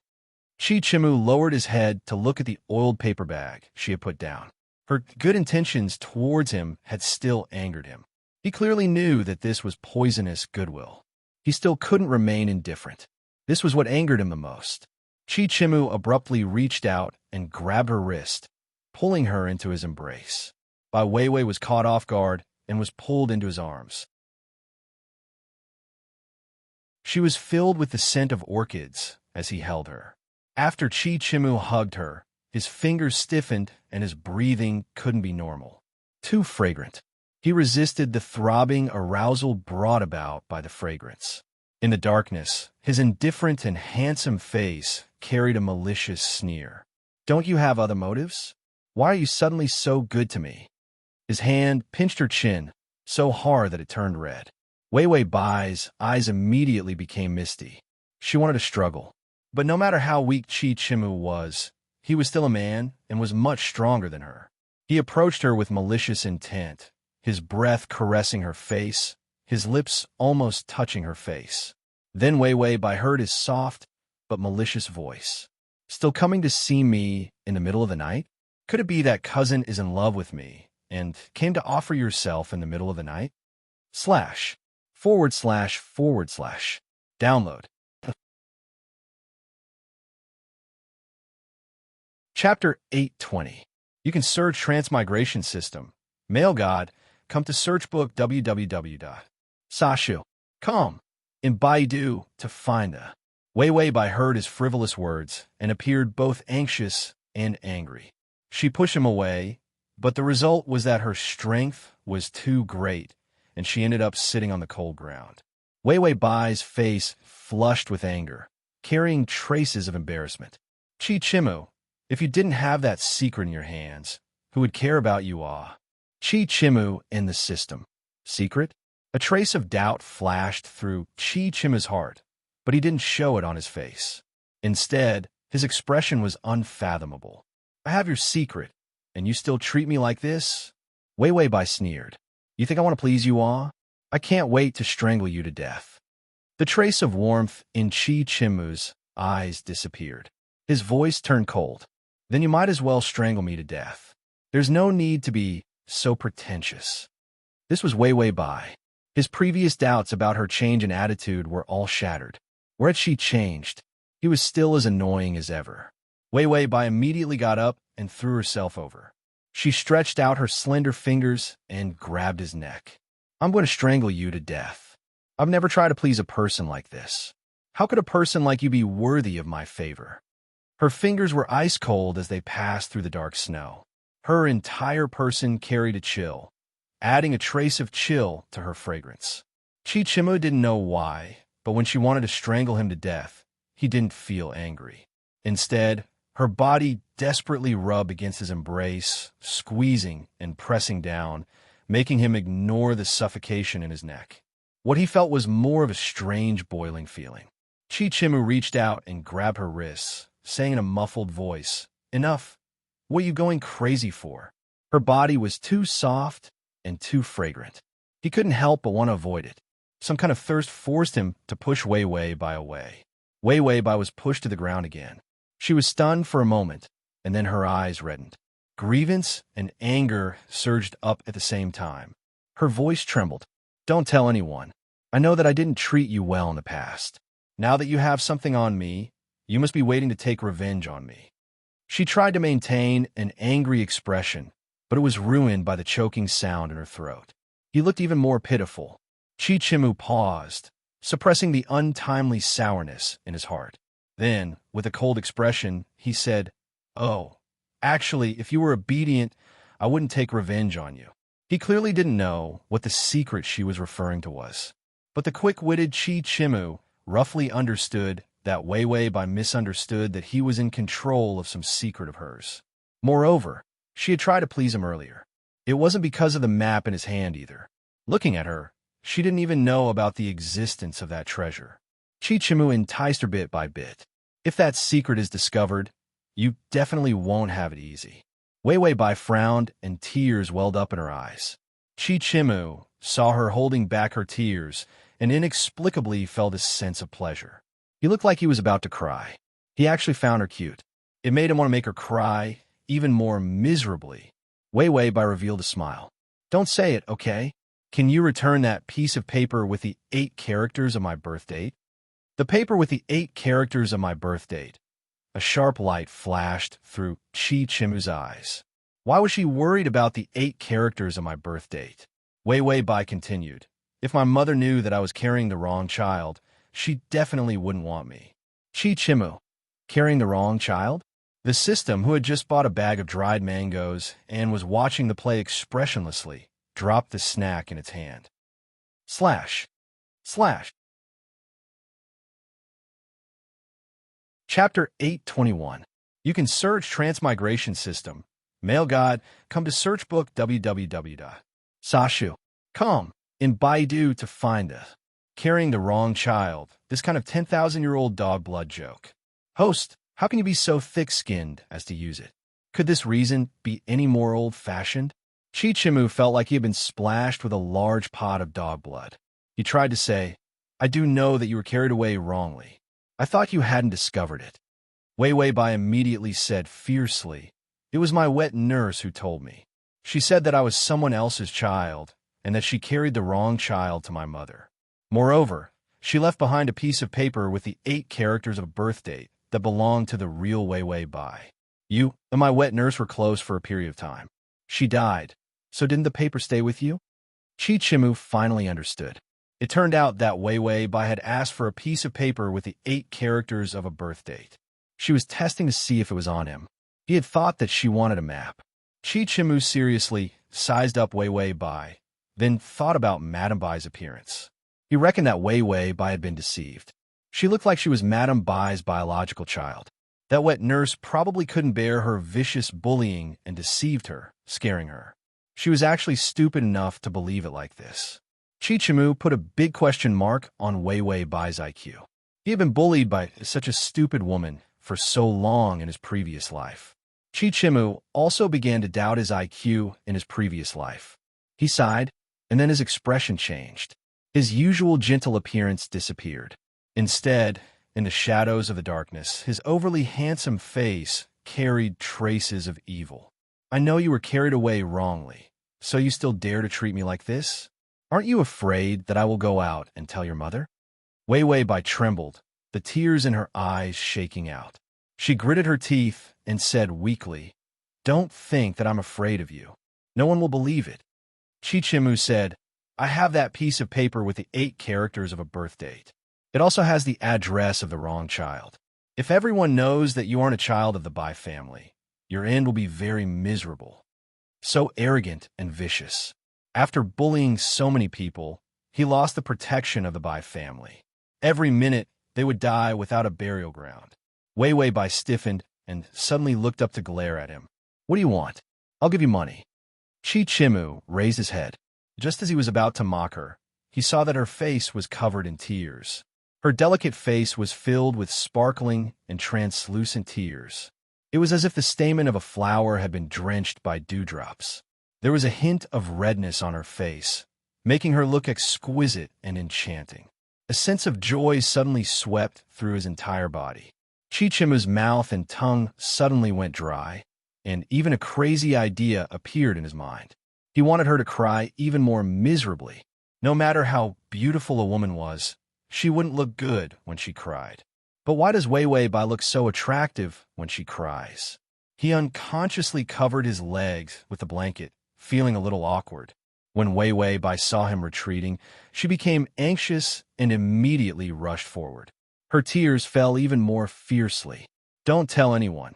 He was filled with a cold fragrance, delicate and alluring. His tears were more like flames, burning his breath. Chi Chimu resisted the urge and stared fixedly at Wei Wei Bai's face. Didn't she know that men and women should be wary of each other? Wei Wei Bai was anxious. She angrily said, Give me that birth chart. Whatever you want me to do, I'll do it. Chi Chimu's gaze fell on her eyes that were bright with anger. He suddenly said, Cry for me to see. Wei Wei Bai was stunned. She found that Chi Chimu had reached out a finger and forcefully stroked her face. Finally, when it reached her eye sockets, his strength lightened. Slash. Slash the... Chapter 822. His dilly-dallying action was ambiguous and close to some kind of hint. His voice became hoarse. Cry a bit, and I'll consider giving you the paper. Most people wouldn't say, If you beg me, I'll give it to you. What kind of hobby was making people cry? Wei Wei Bai held her breath. unable to cry as she looked at him. Chichimu's eyes darkened, and he suddenly threatened in a cold voice. Tomorrow, I'll tell everyone that you were the wrong child. Your original parents were slaves who were so poor that they couldn't eat, couldn't wear clothes, and had houses made of straw. Wei Weibai was terrified. Slaves? Chichimu narrowed his eyes dangerously, the vile thoughts hidden in his heart surging forth. Yes, you're the child of a slave. You will be driven out of the Bai family, have no clothes to wear, no food to eat, and become a beggar. This threat was full of weight. As expected by idiot, Wei Wei was scared silly, tears streaming down her cheeks. She couldn't say anything to beg for mercy. She just looked at him with wide eyes and flowing tears. Chichimu looked at her with dark eyes, his fingers trembling. He was excited. She looked so good when she cried. Ding, the male lead's favorability is at -10. Wei Weibai really shivered. She hurriedly asked the system, "What's wrong with Chichimu, this guy? Does he like to watch people cry?" System, did you forget that crying gives you candy? When you cry, you will emit a kind of thing that makes people feel happy. The more miserably you cry, the happier the person who sees you will be. Happy, the favorability would naturally rise. Wei Weibai, how can there be such a perverted temperament? What kind of damned reward is this? The system didn't dare to say. This temperament was used in bed, and it had a function to liven things up. The more she cried, the more exciting it would be for the person watching. Because it was of little value, it was thrown into the trash can. Wei Weibai sensitively sensed that when she cried, Chichimu's expression was clearly not right. Apart from being happy, why were his eyes like a wolf's? She felt that her persona had almost collapsed. From an incomparably vicious persona to an idiot whose brain was full of grass. Whatever she did in the future, Chichimu probably wouldn't suspect. Therefore, she cried until her eyes were red, and she looked extremely pitiful. She sobbed and said, "I'm crying. Give me the tissue." Chichimu stared deeply at her face, his breathing growing heavier. Then he said, "It's late today. Come back tomorrow night." Wei Weibai's tears stopped. Only then did she realize that Chichimu didn't want to give her the paper at all. She immediately got up in anger and ruthlessly kicked him. She kicked the quilt and his leg. Chichimu let out a muffled groan, but it didn't seem to be from pain. Instead, it was a kind of faintly discernible pleasure. Feeling wronged, she bared her fangs and brandished her claws and said, "If you dare to tell anyone, I'll take you down with me." After saying that, she turned around and hurried out. The door was closed again. In the darkness, Chichimu slowly woke up. He was silent for a moment before he slowly lifted the blanket. After watching for a while, he covered himself with the blanket again. His expression was a little gloomy. What happened to him just now? How could he be so excited when Wei Weibai was crying? Did he have this kind of hobby before? Chichimu didn't feel afraid, only puzzled. He lay down again, his mind combing through the matters after his rebirth. He discovered that the biggest variable was Wei Weibai. At first, he wondered if she was like him, which was why her personality had changed so much. But during this period of time together, he discovered that the biggest variable was actually that Wei Weibai thought she was carrying the wrong child. And he knew her secret. That was why she was so capricious toward him. It seemed that apart from becoming stupid, she hadn't changed much.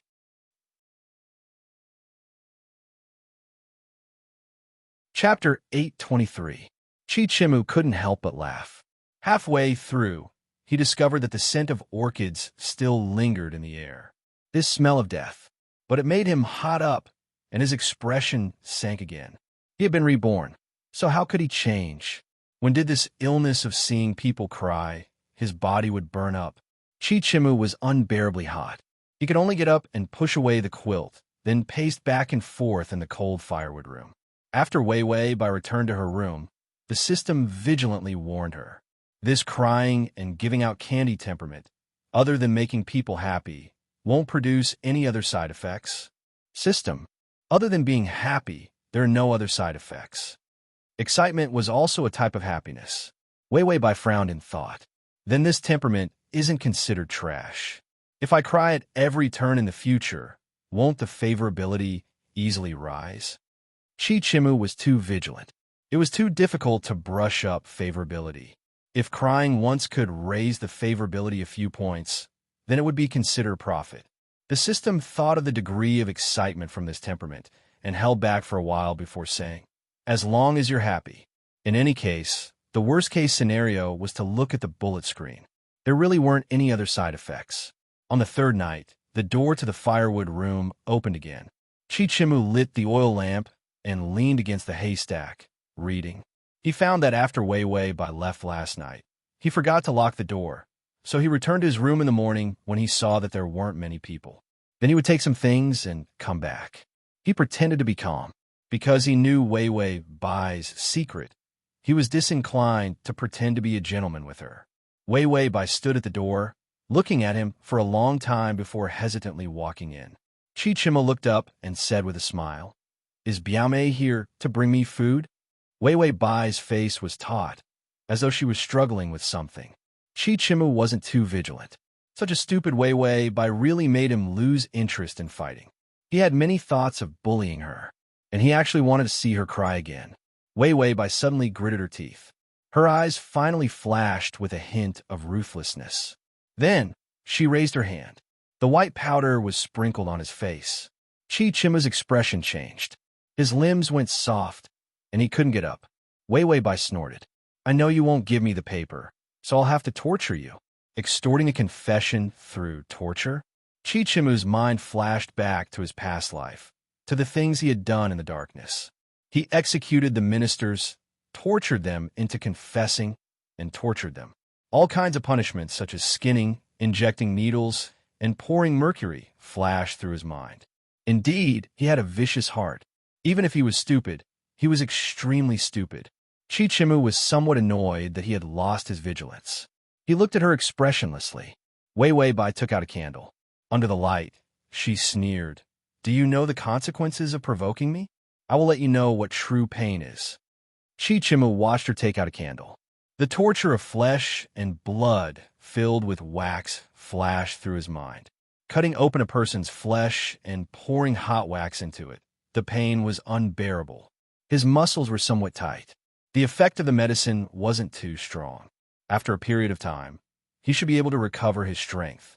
At that time, Chichimu gloomily looked at Wei Wei Bai, all kinds of punishments turning over in his mind. Then he saw Wei Wei Bai take out a book, spread it on the ground, and light the candle. It seemed that she had come prepared. She had even brought a book of torture. Wei Wei Bai lit the candle and copied from the book. "Take off your clothes and drip wax on your back. Let the other party feel the pain of ecstasy that seeps into your bones. Only when you let out a groan can you be considered qualified." Chichimu. // Chapter 824. Even if he wanted to take revenge on a person, resent a person, he shouldn't use this kind of method. This was no different from a beast. Although he wasn't a good person in the orthodox sense, he had never had such filthy desires for a woman. Only when he saw Wei Wei Bai did the thought of ruining her come up. He actually wanted to ruin her chastity. That kind of male desire to conquer couldn't lie. He clenched his fists somewhat anxiously. He was truly bewitched. He didn't understand why his attitude towards her was completely different in this life, when he clearly didn't do it in his previous life. The disgust he had for her in his previous life was ice cold. He didn't want to pay her any attention, and it took him a lot of effort to look at her. In this life, he hated her, so why would he want to bully her? Disgust to care? This wasn't the emotion he wanted at all.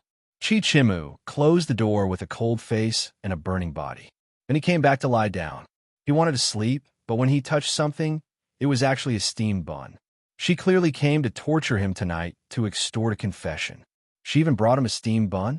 He held the steamed bun with the orchid fragrance in his hand and wondered if he knew too little about Wei Wei Bai.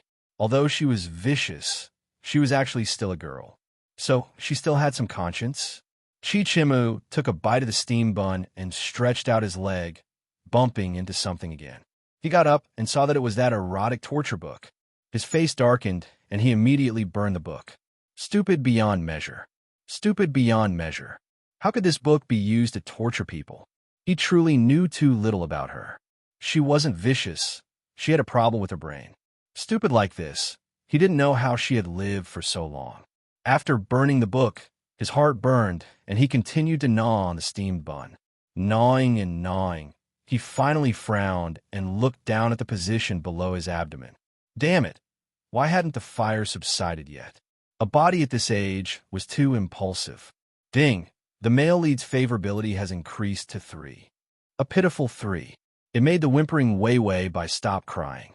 She expressionlessly wiped her tears. I sacrificed so much, but it's only 3 favorability. The system said, I thought 0 was good enough. How did you increase it to 3? Wei by slammed the table. How else can it increase? The easiest way for a man's favorability to increase is through XXO. If I leave, shouldn't he feel terrible and think of me? The more he thinks about me, the more he can't stand it. The more he can't stand it, the better he thinks of me. I thought it would increase by at least 10. The system said, you seem to have a lot of experience in this. Wei Bai, this is an exchange for my broken moral integrity and discarded conscience. It suddenly realized that there was nothing it could do about it. Its host had already grown so strong. He knew how to diss himself. It couldn't find her weakness to attack her. How could this be? It immediately picked up the book, 1,000 Ways to Kill Its Host, and started to review it. On the 3rd day of Chi Chimu's care, Wei Bai didn't see any side missions. She escaped a calamity and immediately rested. Staying up for 2 nights was not good for her skin. Chi Chimu, this kind of person, couldn't go all out to get close. It was useless even if they did. Because of the small mission, the more friendly they were at the beginning, the faster their favorability would fall in the later stages. Right now, she could only take 1 step at a time. Chi Chimu hadn't eaten all day and was very hungry. In the end, he didn't feel hungry anymore. He looked at the wooden door countless times. He found that it hadn't moved. He could clearly push open the door and go out to find food, but he was like a wooden sculpture, not moving at all. It wasn't until the latter half of the night that he realized in hindsight that he had been staring at the door. Chapter 825. Could it be he was looking forward to her coming? That kind of thing happening was a huge blow to a girl. It was possible that she would not dare to approach him in the future.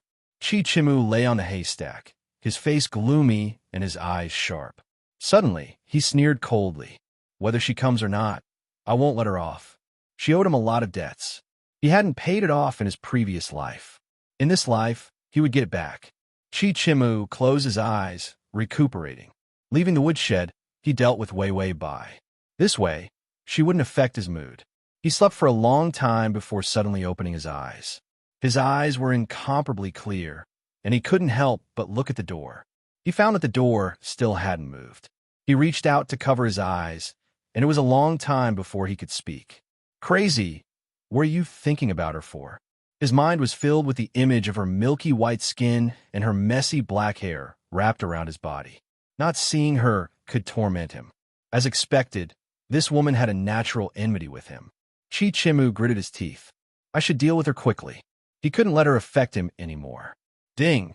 Male lead's favorability has increased to 5. Wei Bai heard the prompt and shuddered. Why did it feel like these 2 points of favorability were not good? Wei Bai left Chi Chimu hanging for 1 day and 1 night. On the 4th night, she ran to see him carrying a food box. Chi Chimu had his head lowered as he drew something. When he heard the sound of the door opening, he paused before continuing to draw as if nothing had happened. Wei Bai was a bit timid. She stood at the door and smiled fawningly. Biaoga, are you hungry? Chi Chimu smiled coldly, no longer pretending to be a good person. She had seen the most dangerous side of him before. He had nothing to be afraid of. In addition, he had already decided in his heart that he would deal with her in a few days during the Lantern Appreciation Festival. He was disinclined to pretend to be gentle with her. Wei Bai thickened her face and brought in the food box, then squatted by his side. Biaoga, I brought you some food. Eat some. Chi Chimu had accumulated a day's worth of anger. His eyes were dark and heavy, and just a casual glance from him was so cold that it made one's scalp numb. I thought that my cousin would run away whenever she sees me, Wei Wei Bai's expression stiffened, as if she had just remembered what he had done.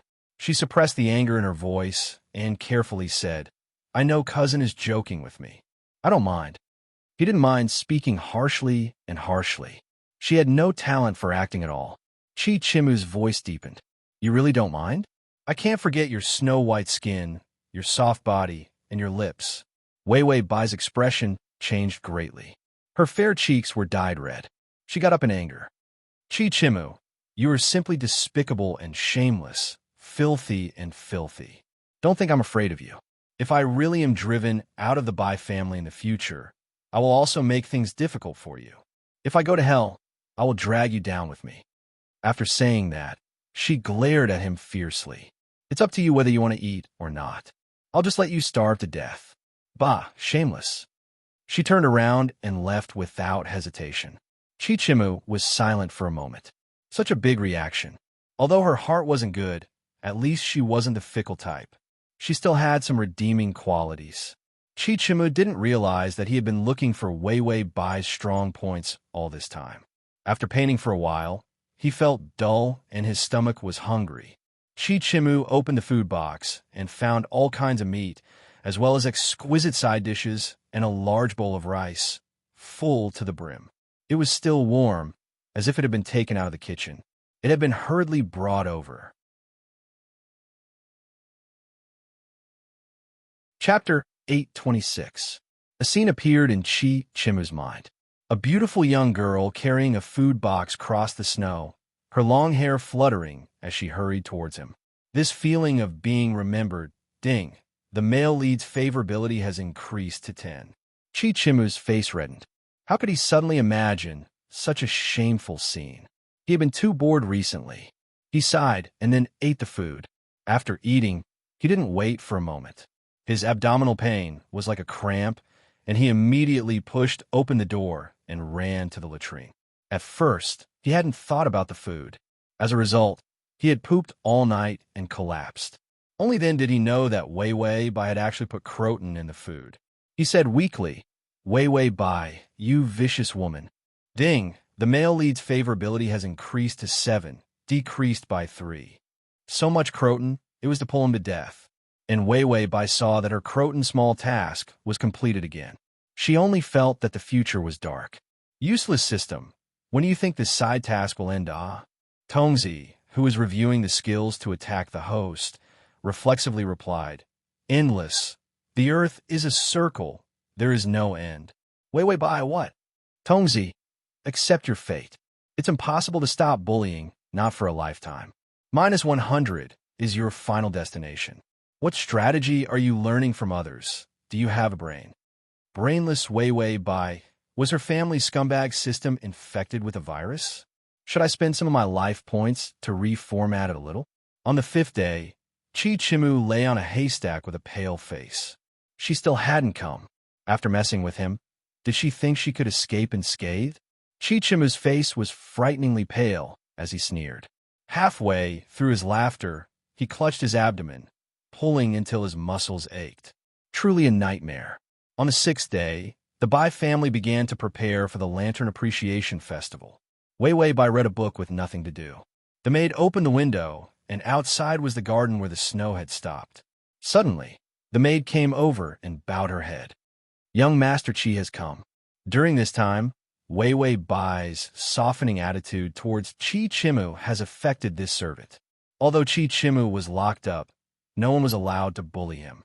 Therefore, the female servant didn't dare to directly call out to Chi Chimu. Instead, he politely called him young master. Originally, Chi Chimu's identity was that of a young master. Wei Wei Bai thought of her little mission of croton. She reckoned that Chi Chimu didn't know how to dismember her in his heart. She could only put on a stiff expression and said, let him in. When Chi Chimu walked in, the youth's figure had already grown taller.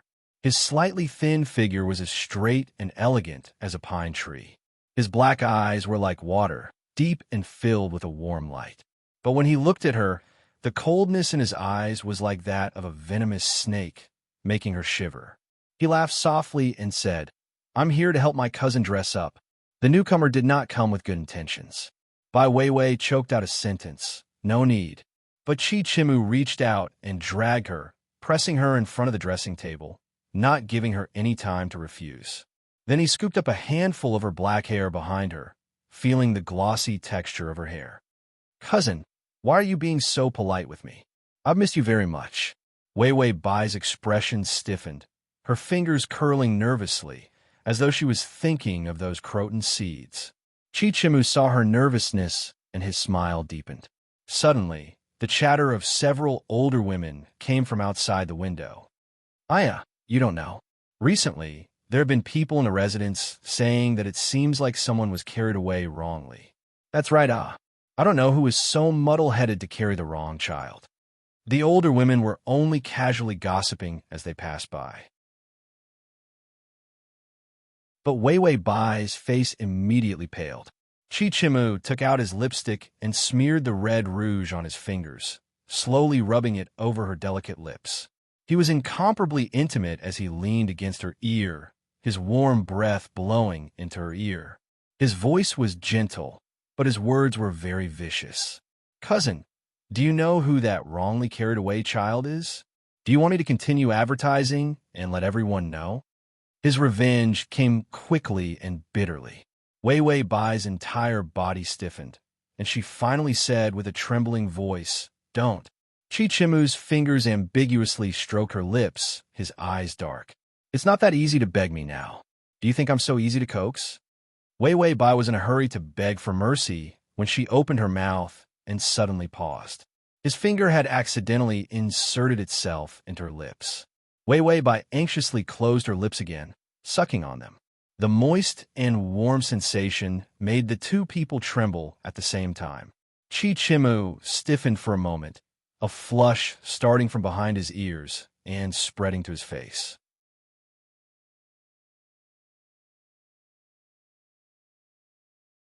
Chapter 827. Suddenly, he felt a pain in his fingertips and couldn't help pulling them back. He found that Wei Wei Bai was glaring at him. Chi Chimu's vengeful aura withered at once. He pretended as if nothing had happened and pulled back his fingers. With a taut face, he solemnly dressed her.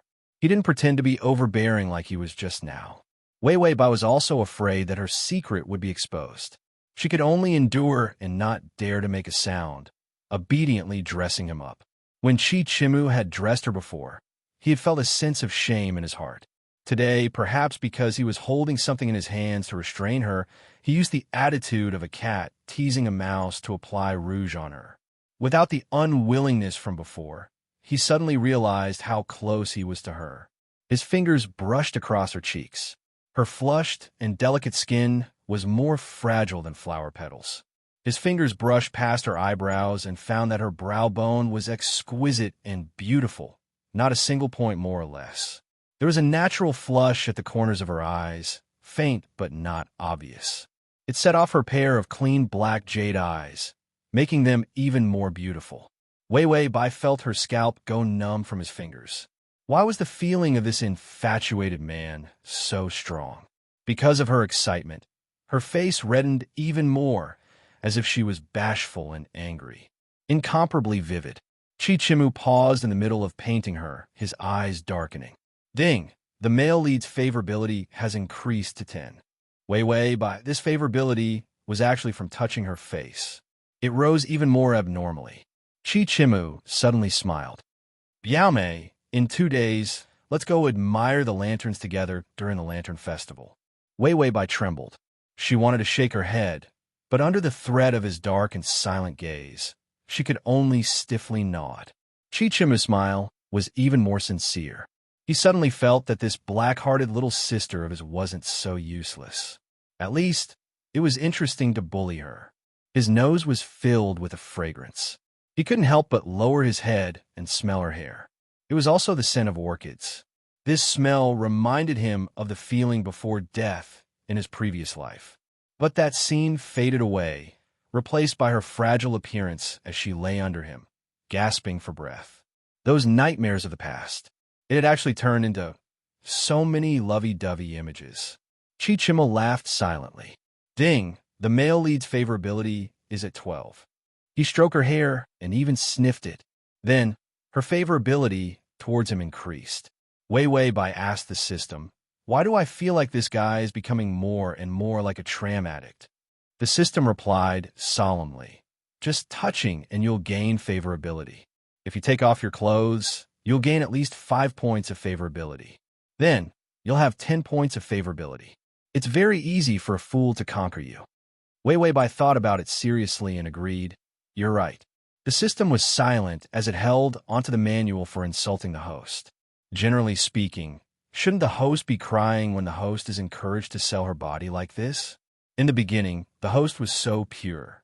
When did the host become so shameless? He was ashamed of his inferiority. The Lantern Festival was coming soon. The weather was not good, and it started to snow in the evening. Wei Wei Bai held the lantern and followed the maidservant of the Bai family outside. Madame Bai and a bunch of older sisters followed along.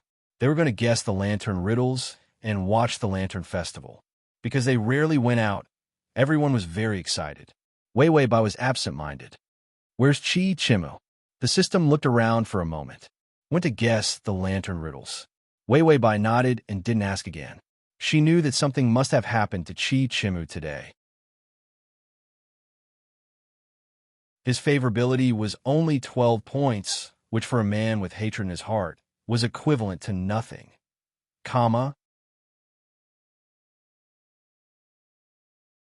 Chapter 828.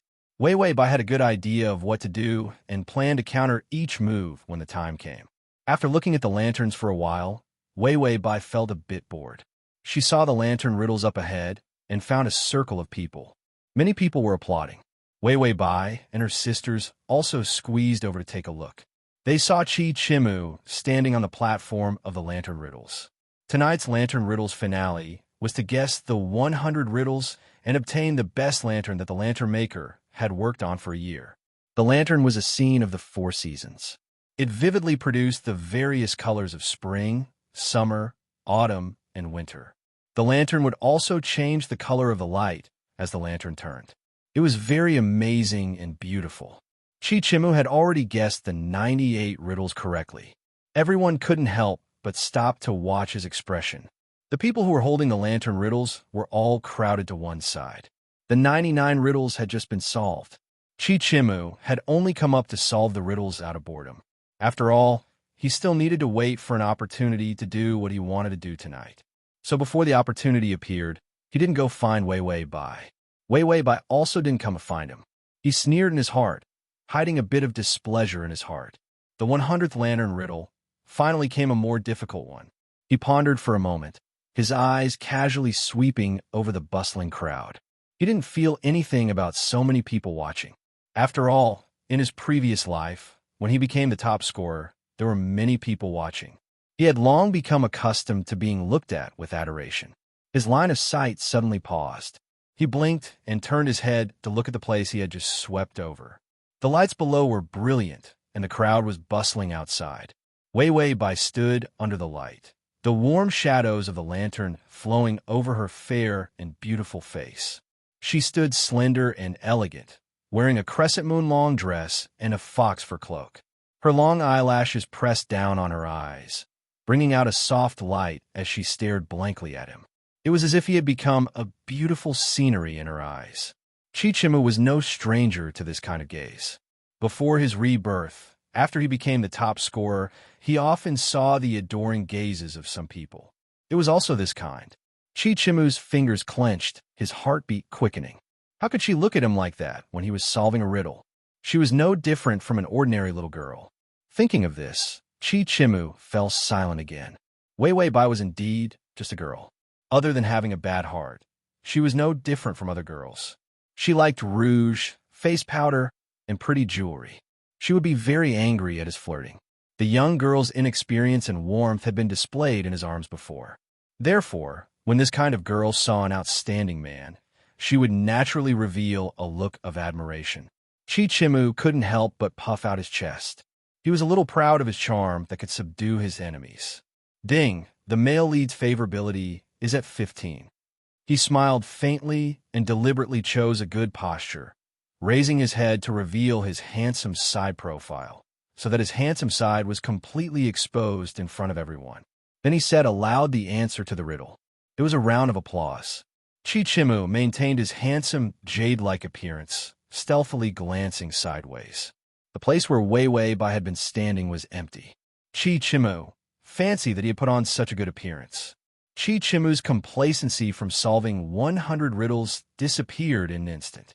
He snorted with a cold expression, then turned to leave. Young master, you haven't received your reward yet. The organizer saw that he was about to leave and immediately handed him the prize lantern.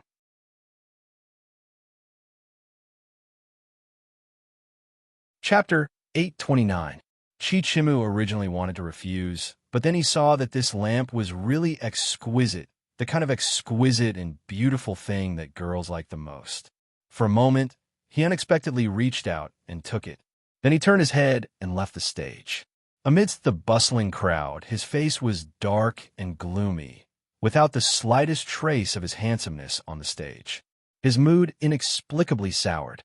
Chichimu gripped the handle of the lamp and walked forward. Suddenly, his footsteps paused. A crescent moon-colored figure ran out from the side. Then, she ran headfirst in his arms. Chichimu was knocked back several steps and was about to berate her, but he found a familiar fragrance in his arms. He lowered his head and saw Wei Wei by covering her nose, tears in her eyes. She said somewhat aggrievedly, "Why is this road so slippery?" It had snowed, so it was definitely slippery. Chichimu steadied himself, holding the lamp in his hand. He wanted to push her away, but hesitated and didn't. Wei Wei Bai looked up and hurriedly steadied herself. She was somewhat awkward, reaching out to tug at her cloak, and coldly snorted. "Didn't you make an appointment with me to go enjoy the lanterns?" These words were spoken as if she was questioning her lover. Chichimu vaguely felt that something was wrong with such a slow-witted person, but this kind of wrongness wasn't particularly uncomfortable. He smiled calmly. "I thought Biaomei didn't like to see me. After all, it's a rare night to enjoy the lanterns. It won't be good to see such a hateful person like me ruin your mood." Wei Wei Bai's expression stiffened, and then she tried to put on an icy face. "Yes, seeing you really puts me in a bad mood." Chichimu sighed. "I seem to remember that old maid washing clothes. In the morning, she asked me if the matter of carrying the wrong child was true or false." Wei Wei Bai's icy expression cracked. She took a deep breath, seemingly restraining her anger. Then she gritted her teeth and tenderly said, "Biaoga, don't you want to enjoy the lanterns? I'll go with you."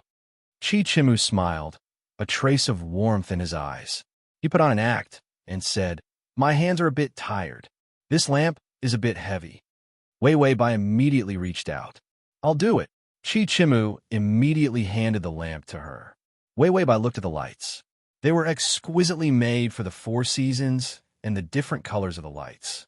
Her angry face froze for a moment, and then she couldn't help but reveal a trace of surprise in her eyes. Chichimu whispered, "Is she beautiful?" Wei Wei Bai didn't think much of it.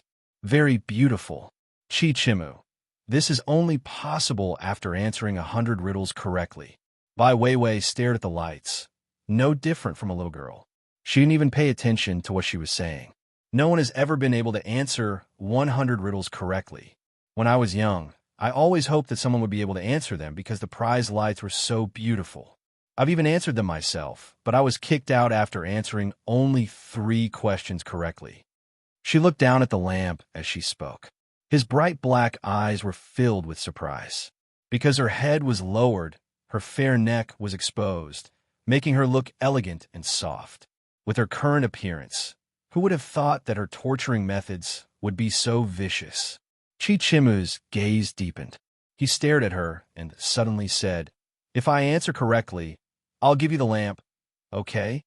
Wei Wei Bai looked up, her voice soaring. "Really?" Her eyes were filled with longing and joy. Such pure and undisguised feelings. Chichimu revealed a smile and coaxed softly, "Come, call me older brother, and I'll give it to you." Calling him older cousin was already a disgrace to her. Older brother, this kind of incomparably intimate address, even if she was beaten to death, she wouldn't be able to say it. Chapter 830. As expected, Wei Wei Bai hesitated. She bit her lip, glancing reluctantly at the lamp before looking back at him. Suddenly, she called out Big Brother in a low voice. Chichimu reached for a yard after getting an inch. What are you saying? I can't hear you. Wei Wei Bai's expression turned cold. She gritted her teeth and said fiercely, Big Brother. This was the same as calling an enemy. As expected, Chichimu was dissatisfied. Give me the lamp. Wei Wei Bai held the lamp, truly reluctant to return it.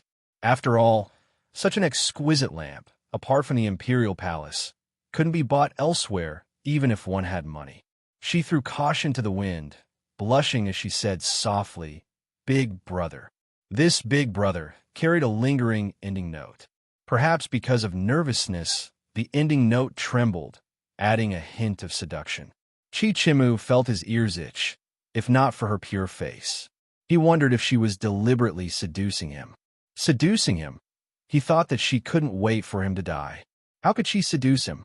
Chichimu felt that he was thinking too much, but he still couldn't help but look at her. He found that she was staring at the lamp, completely ignoring him. Was this lamp really so beautiful? No matter how beautiful it was, he was the one who won. He suddenly reached out and took the lamp from her hand. You finished looking at it. Get back to me. Wei Wei Bai was stunned for a moment before hurriedly reaching out to snatch it back. Didn't you say you were giving it to me? Chichimu, you call me Big Brother, so I'll let you look at it for a quarter of an hour. It's very fair. I got this lamp in exchange for answering 100 riddles. You calling me Big Brother 100 times is a fair trade. How could Wei Wei Bai not understand his thoughts? He didn't want to give her the lamp at all. He just wanted to play with her. Wei Wei Bai's anger rose in her heart. She reached out to grab the lamp, acting like an arrogant and unreasonable eldest miss. Chichimu saw her like this, and sure enough, his gaze turned cold. Wei Wei Bai, do you still want to snatch it? Wei Wei Bai actually didn't want to snatch it. However, a small mission appeared above her head. The mission was to break the lamp in Chichimu's hand. Furthermore, it was an urgent mission with a countdown of 30 seconds. She thought of the terrifying image of the dog chasing after her. She had no choice but to sacrifice her image as a good citizen and snatch it by force. Wei Wei Bai was crying in her heart, but on the surface, she maintained her angry and domineering appearance.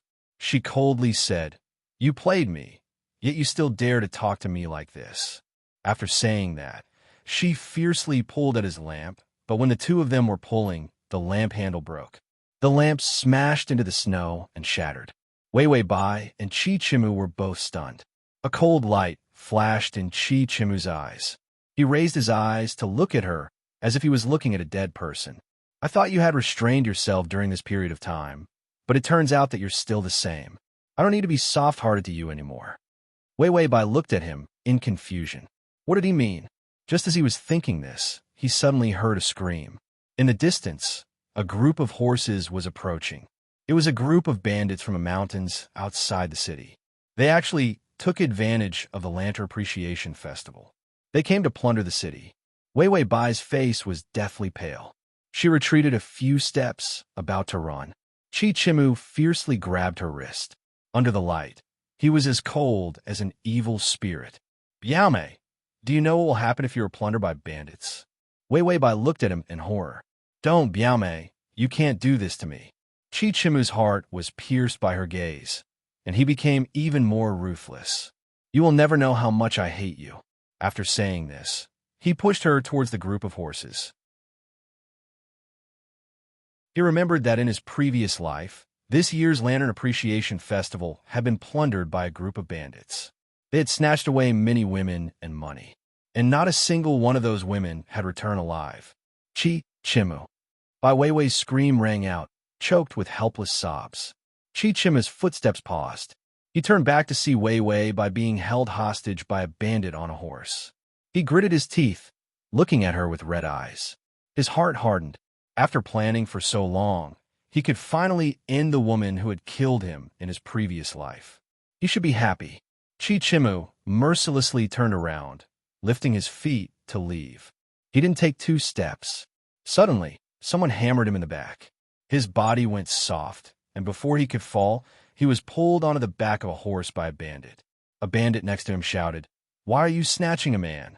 The bandit holding Chi-Chimu was somewhat absent-minded, but he still replied, This little brat looks pretty good. Not better than a woman. Chi-Chimu felt goosebumps rise on his skin. In his previous life, he had never heard of snatching a man. Wei Wei Bai on the other horse snorted coldly. Little guy, who told you to trick me? She had just spent 5 days of life points to buy a flower-like jade sticker to stick on Chi-Chimu's back. Now, any man who saw Chi-Chimu would feel that he was more beautiful than a woman. If they were unlucky, they would be unlucky together.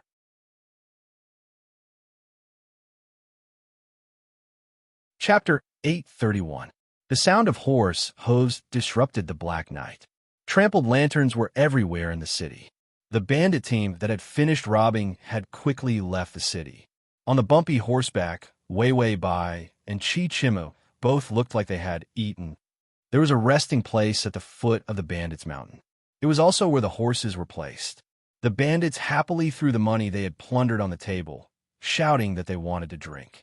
The shop owners were all family and immediately brought over good wine and dishes. The women were pushed into a room, and Chi-Chimu. Among the group of weeping women, Chi-Chimu was particularly conspicuous. He had planned for so long, but because he looked like a woman, he and Wei Wei Bai suffered together. Right, where was Wei Wei Bai? Chi-Chimu belatedly looked around.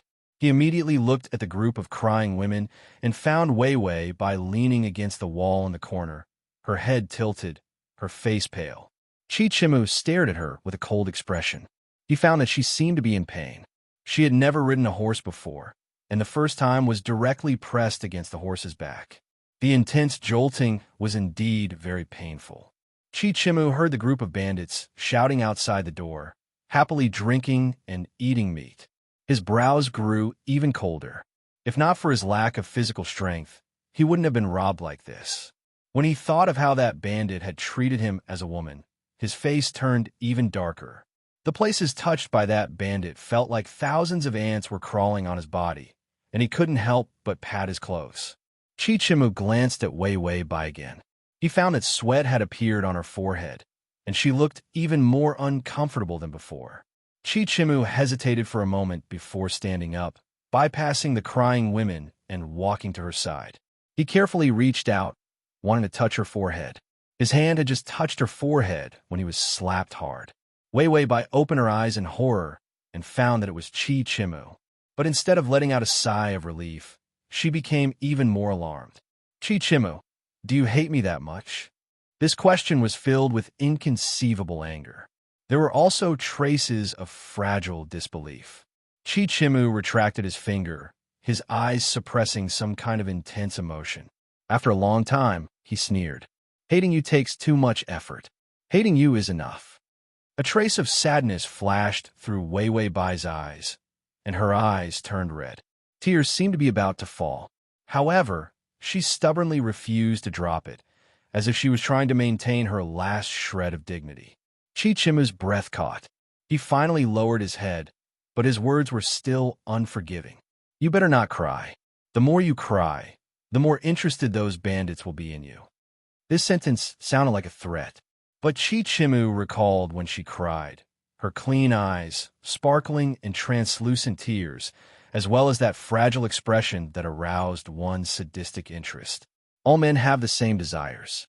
He was excited to see her cry, but other men, thinking of this, for some reason, Chi-Chimu felt a surge of anger.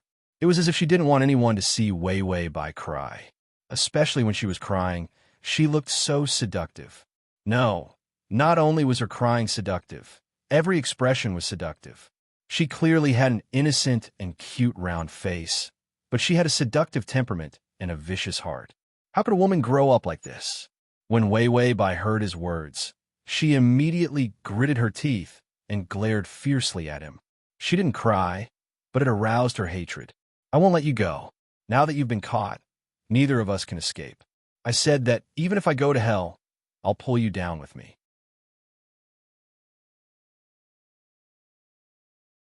Chapter 832. For him, studying and taking the imperial examinations were only a means for his survival. So when he mixed with the third prince later on, he didn't feel that he should have entered the Hamlin Academy as the top scorer. Instead, he became an executioner in the dark, responsible for executing ministers who didn't agree with him. Even if some were wrongly accused, so what? He didn't care at all. He only cared about whether or not he could live well. Chichima knew that it was about time to run. If he ran out now, there was a high chance of success. He originally should have walked out without hesitation. But for some reason, when he turned back, sure enough, he saw Wei Wei Bai huddled in the corner. Her hands were tightly hugging her knees as she stared at him blankly. Chichimu was expressionless as he pressed forward step by step. It was the first time Wei Wei Bai had cowered like this. She seemed to have reacted at once. Those women who rushed out were all scapegoats used by him. Such cruel methods, simply despicable and heartless to the extreme. Chichimu walked in front of Wei Wei Bai, a huge shadow shrouding her. She bit her lip, her snow-white and colorless face like a fragile flower bud in the darkness. Her slender and thin body helplessly aroused the dark desire to abuse in his body. Bai Weiwei's eyes trembled, reflecting his expression that was as cold as a demon's. She didn't even dare to speak, only desperately shrinking back. It was as if he was more frightening than those bandits. Chichimu suddenly felt satisfied. His fear of her actually made him happy, because this made him feel that he could easily control everything about her. Even her trembling appearance made her seem cute. Ding! The male lead's favorability has increased to 20. Wei Wei Bai trembled even more fiercely. System, why do I feel like this guy is especially demonic? Favorability didn't rise like this. How could there be such an occasion to increase favorability? It was a completely abnormal increase. System, blackening points, full bar, accumulated in the previous life. It can't be helped. Nothing good would happen to him in this lifetime. Finally, his life was about to improve a bit.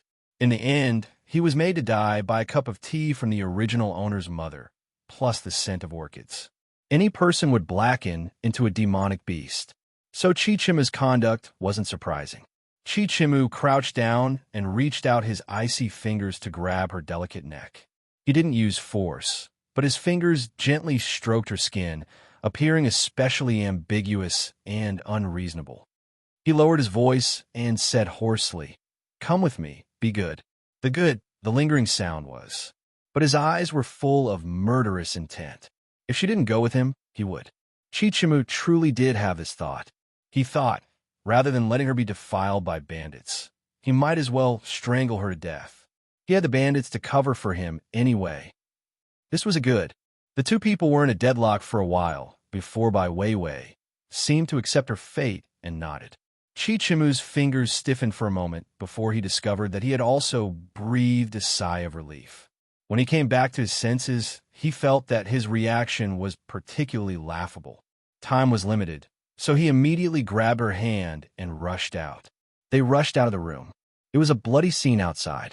Many of the women who had run away had been killed, lying on the ground in a bloody mess. Blood flowed all over the floor. As for the bandits, they were also drunk and did not hesitate to kill people. For a moment, no one paid attention to Wei Wei Bai and Chichimu, who had run out later.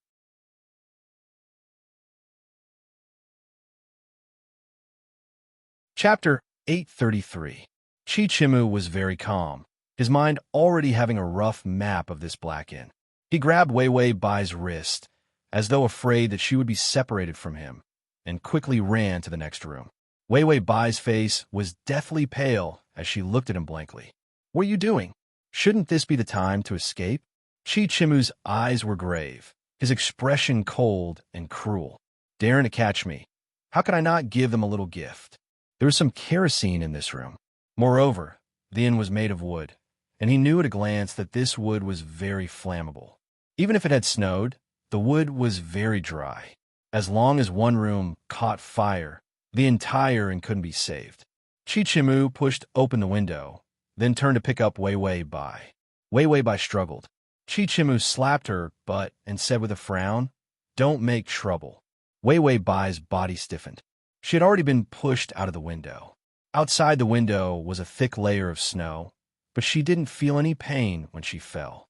She immediately stood up and looked at Chi Chimu through the window.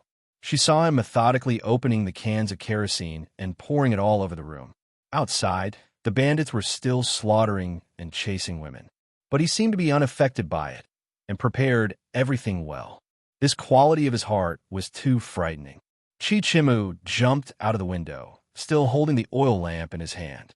He glanced indifferently at Wei Wei Bai, then, without a word, pulled her behind him. Then, without hesitation, he threw the oil lamp into the room. The fire flared up at once, and the unextinguishable flames burned fiercely. Chi Chimu saw that it was burning and immediately pulled her outside. His next destination was the stable. They had to have a horse to run far.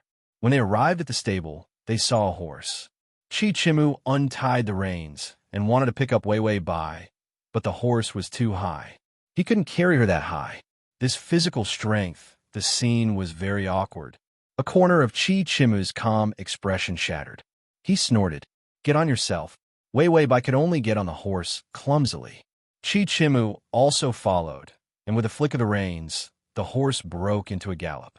From using others as scapegoats to distract the bandits, to burning down the inn, to finding a horse to escape. This was a plan that was linked to one another. It was so meticulous that it left everyone dumbfounded. A cold heart, a smart brain, and the ability to act without hesitation. This was the material for great things. He was only slightly worse than her. The system heard Wei Wei by mumbling to itself. For a moment, he couldn't eat. The host's face was so big that it covered its bowl of instant noodles. Chi Chimu's movements were very large, and some bandits saw his fleeing figure. Someone immediately caught up with him. Chi Chimu's horse-riding skills were definitely not as good as the bandits. He could only turn to the mountain road and take a detour.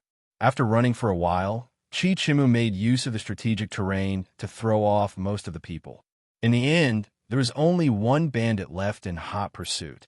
Wei Wei Bai hugged him and felt dizzy. Because the horse was making a sharp turn, her fingers lost strength, and she was about to fall off the horse. If she fell off the horse at this speed, she would undoubtedly die. Chi Chimu was startled and immediately slowed down. This decision didn't go through his brain at all. He clearly should be rational and not care about her. The moment he slowed down, the bandit had already caught up. The bandit extended a knife and cut off the horse's leg. Wei Wei Bai and Chi Chimu rolled to the ground. Wei Wei Bai was rolled into the underbrush. With great difficulty, she struggled to get up, only to see Chi Chimu being pressed down by the bandit. The bandit originally wanted to kill him, but for some reason, he became sluggish and his eyes became absent-minded. Then he suddenly revealed a covetous expression. "Aha, you're very good-looking. Come, give his uncle a kiss." Chi Chimu, Wei Wei Bai saw his fucking dog expression. Only then did she discover that the flower-like sticker was too powerful.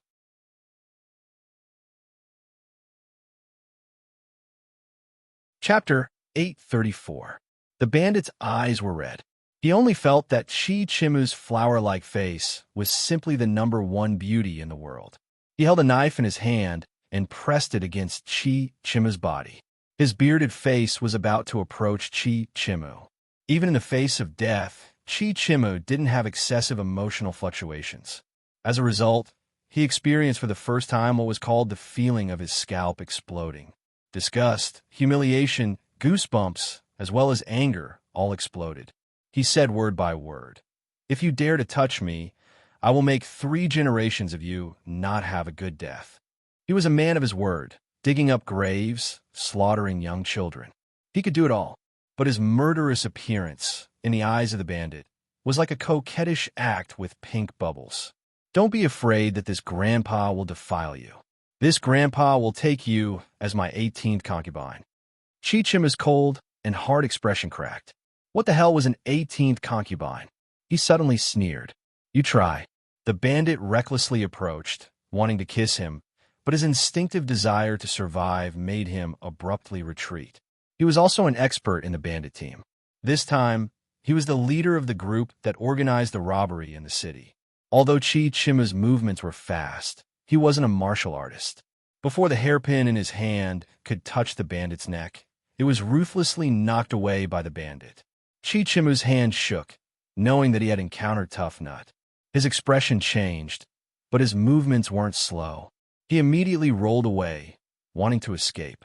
But the bandit had already caught up and kicked him in the abdomen.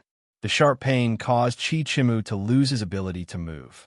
Even if the bandit was momentarily confused on the line between life and death, his instinctive killing intent still appeared. The knife in his hand stabbed into Chi-Chimu's body without hesitation. A large stone smashed into the back of his head. The bandit staggered a few steps, his head covered in blood. He immediately turned around, his big bare face incomparably malevolent. As a result, he saw Wei Wei by looking at him with some fear. The big bare face was covered in blood. He stared at Wei Wei by with an abnormally frightening gaze. He howled. Then, she raised the knife and rushed towards Wei Wei Bai. Wei Wei Bai, a normal person would have amnesia after being hit like this. This bear is too durable. She turned around to run, but her skirt was too long and Xiong stepped on it. Wei Wei Bai fell hard and hurt her knee. She sucked in a deep breath and raised her head to see a gleaming knife slashing towards her head. Pa! A large rock hit the back of the bear's head again. Big Bear dazedly turned its head and saw Chi-Chimu's ruthless eyes, holding a stone in his hand. Seeing that he still hadn't fallen, Chi-Chimu smashed him again. The big bear bandit collapsed. Wei Wei Bai cut a sorry figure. Her long dress was torn, and her eyes were bloodshot. Her delicate and thin body was curled up on the ground. He looked so pitiful. Chi-Chimu turned to look at her, pursing his lips and gritting his teeth. He once again raised the stone and ruthlessly smashed it at the bandit. That action was so vicious and cruel that it made one's hair stand on end. Blood splashed onto his face. In the darkness, his face was incomparably savage, but it also carried an exquisite evil. Once the bandit was completely dealt with, he expressionlessly wiped his face with his sleeve. Wei Wei Bai trembled as she looked at him. Chi-Chimu slowly walked over, like a wild beast approaching its prey. Wei Wei Bai burst into tears. You want to kill me? This savage expression was the appearance of a murderer addicted to killing awe. Chi-Chimu didn't make a sound. His hands were covered in blood, and the bloodstains on his face hadn't been wiped clean.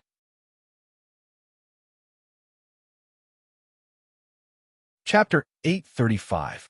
He saw Bai Wei desperately shrink back. He stretched out his foot and stomped on the corner of her skirt. She couldn't move.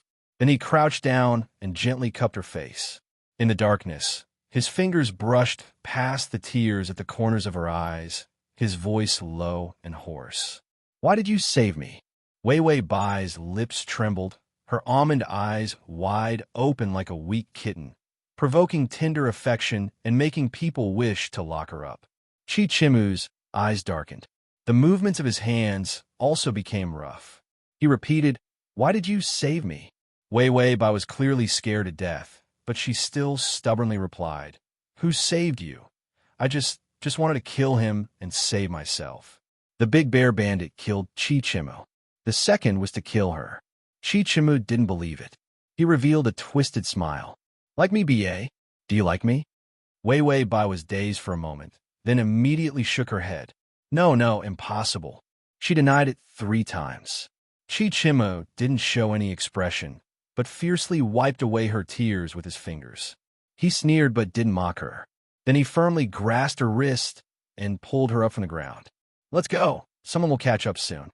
Saying this, he dragged her, not caring that she walked slowly, and quickly walked into the depths of the forest. Wei Wei Bai stumbled, unable to keep up. She wanted to break free from his shackles, but she found that his grip was tight, as if he regarded her as his possession, not allowing her to escape. Wei Wei Bai's knee was injured, and the stinging pain made her unable to bear it. She timidly called out, "It hurts." Her voice was weak, without the slightest trace of her previous domineering air. Chi-Chimu's footsteps paused. He didn't turn back and continued walking, but his footsteps slowed. Ding! The male lead's favorability has increased to 25. Wei Wei Bai gritted her teeth. It wasn't easy to earn these 5 points of favorability. Her feet were going to be crippled. After finally seeing a river, Chi-Chimu finally explained, Follow the river, and you'll see the official road. With their identities, they would be saved once they reached the official road.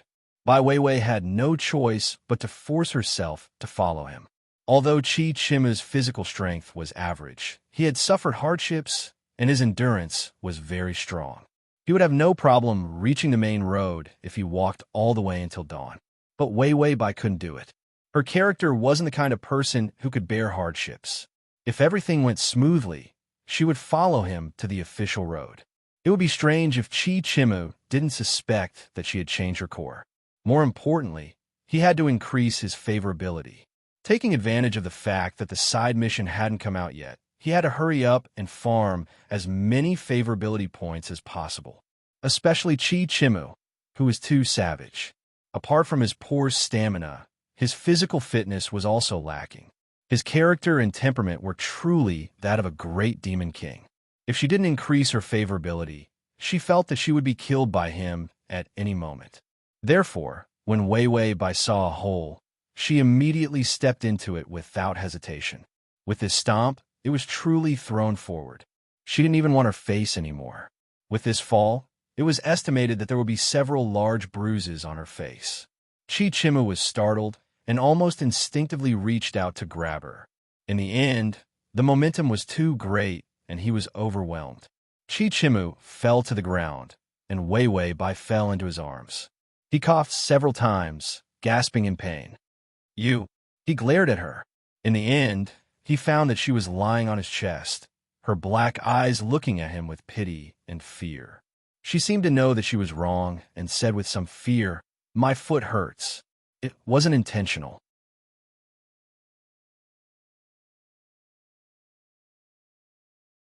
Chapter 836. She was normally so arrogant, innocent, and vicious. But now, she was weak, delicate, and cute. Qi Chimu had long discovered that something was wrong with him. Every time, she showed a sad expression, especially when she cried. He felt that she was especially cute. This was a man's excited evaluation of a woman, so cute that he wanted to play with her. It was truly a perverted and twisted feeling. There was clearly none in his previous life. Qi Chimu thought for a moment and felt that he might have been too obsessed with taking revenge on Weiwei Bai. But at the same time, he couldn't remain indifferent to her beautiful appearance. So after a long time, his mentality became twisted, causing him to become excited when he saw her in pain and sobbing. Qi Chimu suppressed his twisted mentality. He sat up, then reached out and lifted her skirt. Weiwei Bai trembled, her expression changing. "What are you doing?" Qi Chimu glanced at her indifferently. "Can you stop me from doing what I want to do?" Weiwei Bai might have thought of those people who had died tragically in the black shop. She didn't dare to speak. Qi Chimu lifted her tattered skirt, revealing her sparkling white calves, exquisite as jade. His movements hesitated. Then he continued to move up, finally seeing an eye-catching bloodstain on her beautiful, round knee. She had broken her knee. No wonder she couldn't walk far. Qi Chimu pursed his lips, his finger lightly touching the wound. Weiwei Bai trembled all over. It was very painful, but she didn't make a sound. He looked up at her and found that her expression was both bashful and angry. This kind of anger was like a flame, burning in her eyes, beautiful and fresh. If other women had experienced those things just now, they would probably have the heart to die. Qi Chimu didn't know whether he should admire her or not. Perhaps there were some benefits to having a vicious heart. At least she didn't see her collapse after he had killed those women. Qi Chimu's voice softened. "Stay here, I'll be right back." Weiwei Bai didn't speak, only hurriedly pulling down her skirt again. He got up and turned to leave. Weiwei Bai suddenly shouted, "Qi Chimu, without me, you can't go back." Qi Chimu was stunned. However, she had already said anxiously, "Don't think of abandoning me. If you go back alone, my family won't let you off. You'll only be fine if you protect me." Qi Chimu didn't expect that she would think he was going to abandon her. He didn't explain, only saying, "Even if I protect you, you'll probably want me dead when we get back." Weiwei Bai was even more scared. She said timidly, "No, if you let me go back alive, I will protect you." These words were said with extreme reluctance, but it was a blow to Qi Chimu. Protect him. In both of his lifetimes, he had never heard such a sentence from anyone. And this sentence was said by Wei Wei Bai, who kept hurting him. Chi Chimu found it laughable, but for some reason, a sour feeling appeared in his heart. She interpreted his silence as unwillingness. She was so anxious that her voice changed, trembling as if she was crying. She said, "I can really protect you. I won't let anyone kill you. So please escort me home." Chi Chimu knew that Wei Wei Bai was truly scared. It was dark here, and there were still dangerous areas where wild animals roamed about. No one knew if the bandits would catch up. Leaving her here alone was undoubtedly like waiting for death. In fact, she was already very strong to be able to endure until now and not be a hindrance.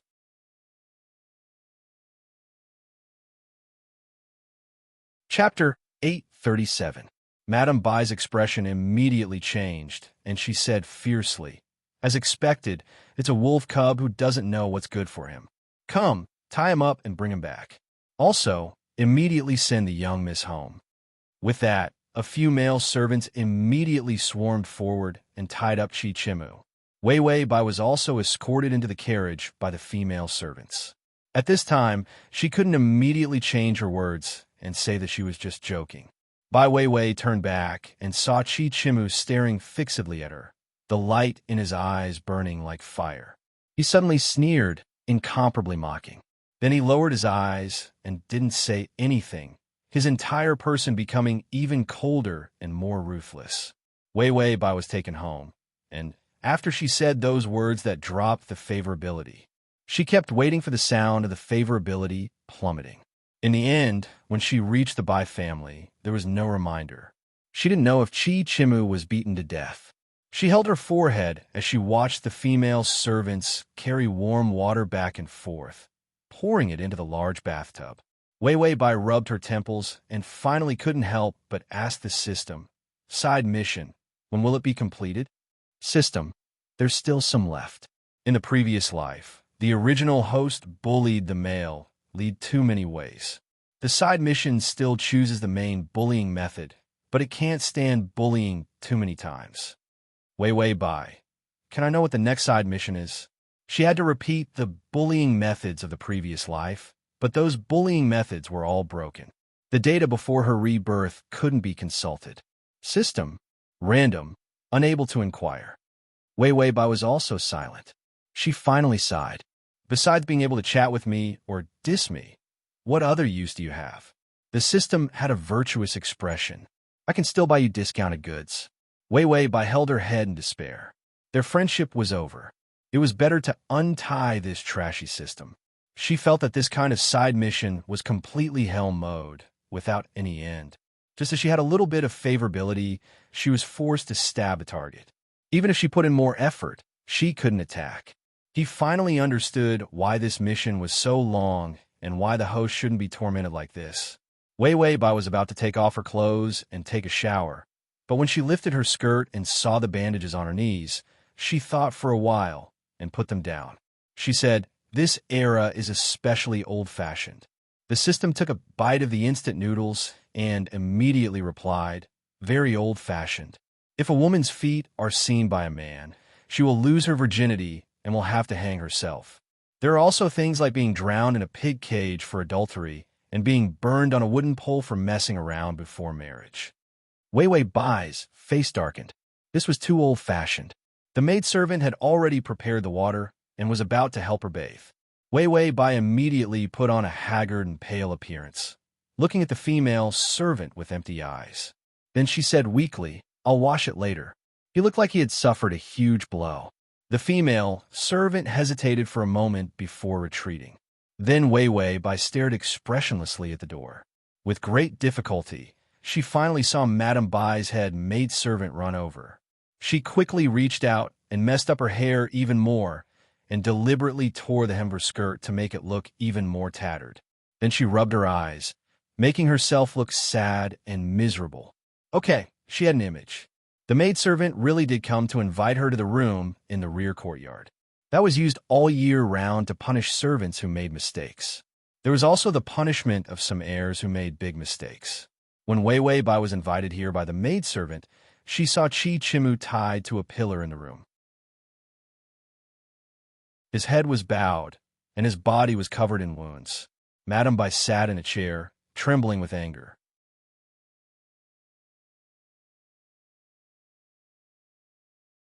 Chapter 838. Madame Bai sat in her chair, trembling with anger. When she saw Wei Wei Bai arrive, she immediately stood up and said through gritted teeth, "Wei Wei, are you two already together?" Wei Wei Bai took a deep breath, forcing herself to maintain her persona. She also had to let people see that she was actually lying to frame Chi Chimu. She could only see her acting skills. Wei Wei Bai raised her head and saw the anger in Madame Bai's eyes. She seemed somewhat afraid. Her fingers trembled fiercely, and she looked guilty, but she couldn't help saying loudly, "How could we be together? Nothing happened between us." Madame Bai had already noticed her small movements. How could she not understand her daughter? If she had really been framed, she would have long been smashing things in a fit of rage. How could she be guilty? Madame Bai also noticed that 2 buttons on the collar of Wei Wei Bai's clothes were buttoned incorrectly. There were also some holes in the hem of the skirt that were artificially torn. Her eyes were shrewd and ruthless, and she immediately understood. Chi Chimu and her daughter, in the chaos last night, really did have something. Perhaps it wasn't with Chi Chimu. It was also possible that she had been defiled by the bandits. Wei Wei Bai didn't pay attention to Madame Bai's complicated thoughts. She mulled over the expression of the vicious supporting female lead in the series she had seen. Then she revealed a very clearly vicious expression, tugging at Madame Bai's clothes as she cried, "Mother, Chi Chimu hates me to death. He wants to kill me. Hurry up and kill him." The tears were fake, the guilt was obvious, and the viciousness was even more obvious. No one was stupid. Wei Wei Bai's conduct. Wasn't it clear that something shameful had happened between her and Chi Chimu? Madame Bai was so angry that she almost fainted, but now she had to figure out the matter. Her daughter herself was clear. After bullying Chi Chimu for so many years, her temperament was a bit impatient, but she definitely didn't have the guts to kill.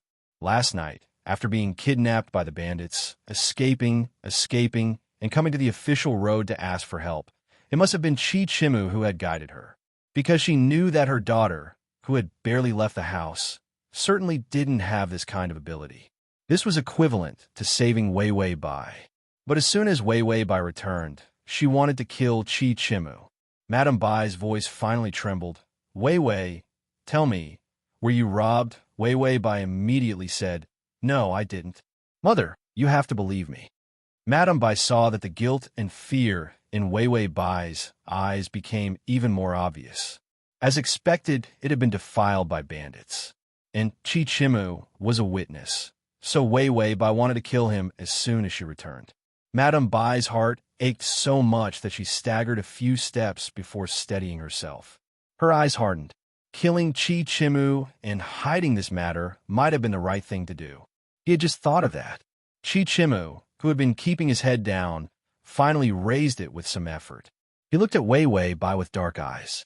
He had heard the conversation earlier, but his favorable impression of him didn't change at all. The tears in Wei Wei Bai's eyes were still falling. She was afraid that Madame Bai would not believe that she had been defiled by bandits. She had to clear Chi Chimu's name of plotting to murder her. She could only let everyone know that she was framing Chi Chimu. Wei Wei Bai felt that it wasn't easy for her.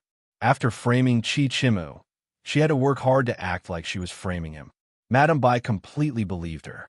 She said coldly, "Chi Chimu actually dared to plot against you." The corner of Wei Wei Bai's mouth twitched. She had underestimated this old woman's viciousness. Sure enough, this was the woman who sent Chi Chimu to heaven with a cup of poisonous tea. For the sake of her reputation, she planned to cut the weeds and eliminate Chi Chimu by the roots.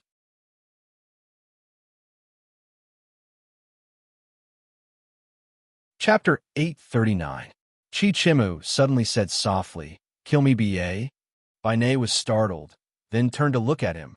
Chi Chimu turned to look at Wei Wei Bai, the deep affection in his eyes unable to be hidden. His face revealed a sorrowful and gentle expression. "Kill me, B.A. I want to kill Wei Wei. I hate that she bullied me.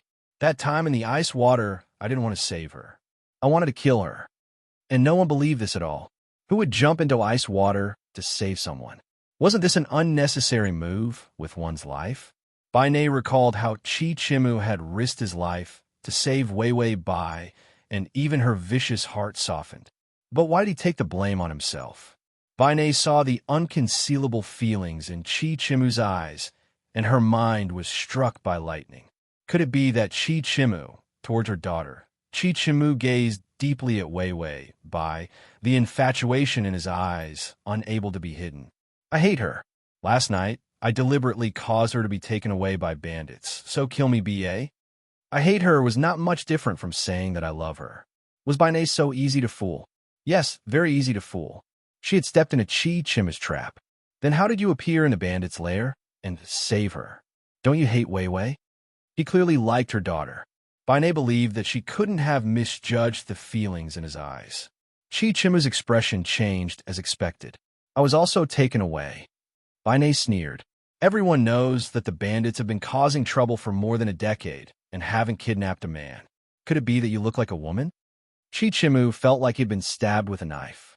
In fact, he was also puzzled as to why that group of bandits had taken him along. Bai Nei, moreover, you said that you wanted to kill my daughter, but risked your life to save her. Your story is simply full of loopholes. Wei Wei Bai and the system had nothing to do, so they watched Drama King Qi's one-man show. Qi Chimu grew anxious. I did murder her. Believe me, kill me. Without me, she is still the innocent Wei Wei. Weren't these words just revealing 300 tales of silver here? When Wei Wei Bai heard these words, she felt that she had been defiled by a bandit and wanted to kill Qi Chimu to silence him. And because Qi Chimu loved her, that was why he would rather die to protect her chastity. What a fucking touching, melodramatic drama. But this kind of deep love moved Madame Bai.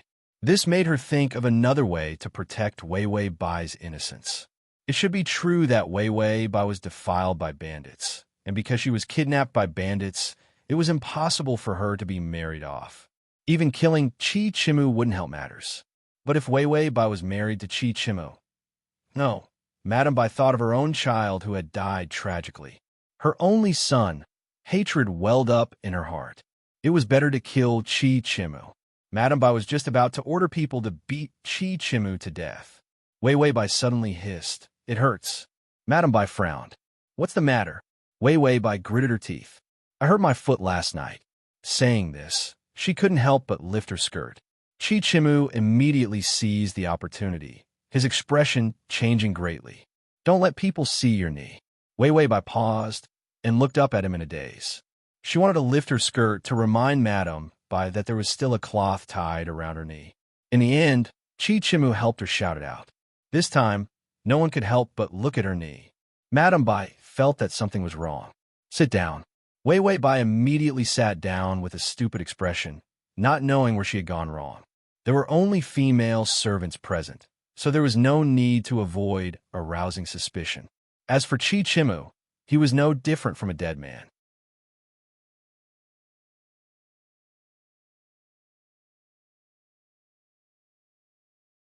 Chapter 840. Lifting her skirt, she saw the strip of cloth on Wei Wei Bai's knee. Madame Bai finally couldn't help clutching her chest. This strip of cloth belonged to Qi Chimu. In other words, besides the robber, even Qi Chimu had seen her daughter's body. In Madame Bai's eyes, Wei Wei Bai immediately turned from a bright pearl to worthless junk. A daughter who had lost her chastity, her innocence. Staying in the Bai family would also ruin their reputation. But seeing Wei Wei Bai, she couldn't strangle her to death to protect the Bai family's reputation. Madame Bai saw Wei Wei Bai's blank expression. Then she looked at Qi Chimu, whose face was filled with despair. No matter how much she hated Qi Chimu, for the sake of her daughter, he would rather die than let others know that she had lost her innocence. She felt that she could make use of him. Madame Bai couldn't suppress this thought. She said to Qi Chimu, "Is the strip of cloth tied to my daughter's knee yours?" Qi Chimu trembled and said hoarsely, "No, Wei Wei hasn't lost her innocence. I also haven't seen her body. She is still intact." His tone was so desperate, as though he was pleading with Madame Bai to believe him and protect Wei Wei Bai's innocence. Even a vicious person like Madame Bai was moved by the deep affection in his eyes. After all, she was a woman and was more emotional. Madame Bai knew that Qi Chimu was lying, but she didn't expose him. But she made another decision. You should marry Wei Wei. This was the best method. After all, her daughter was already ruined. Marrying a man who liked her enough to die for her, could be considered a good home. No matter how much she loathed Qi Chimu, Madame Bai had to make plans for Wei Wei Bai. Moreover, Qi Chimu knew how willful Wei Wei Bai was and still liked her so much. She was the best marriage partner. Wei Wei Bai was like a cat whose tail had been stepped on. She immediately said angrily, "Mother, you want to marry me to this villain who wants to harm me?" Madame Bai angrily shouted, "Enough, Wei Wei. Mother is doing this for your own good." Qi Chimu also sadly shook his head. "No, Wei Wei is so good. I'm not worthy." If Qi Chimu agreed at once, Madame Bai would be suspicious. Now, all doubts were gone. Madame Bai frowned and said with a cold face, "The wedding should be simple. Prepare in the next 2 days and get married immediately. Just say that you saved Wei Wei and Wei Wei repaid you with her body." Qi Chimu immediately said, "Wei Wei deserves better. As long as I die, no one will know that she is innocent. No, she really is innocent." Wei Wei Bai wanted to clap her hands, even though she had used the same strategy to save him. She wanted Madame Bai to misunderstand that she was telling lies and release Qi Chimu. But basically, she didn't have to do anything. The dirty water that Qi Chimu should have splashed had almost all been splashed onto her. As expected, Madame Bai was moved. She sighed. "Forget it. After marrying my daughter, I will let go of my past grievances. Even if Qi Chimu died, what use was it?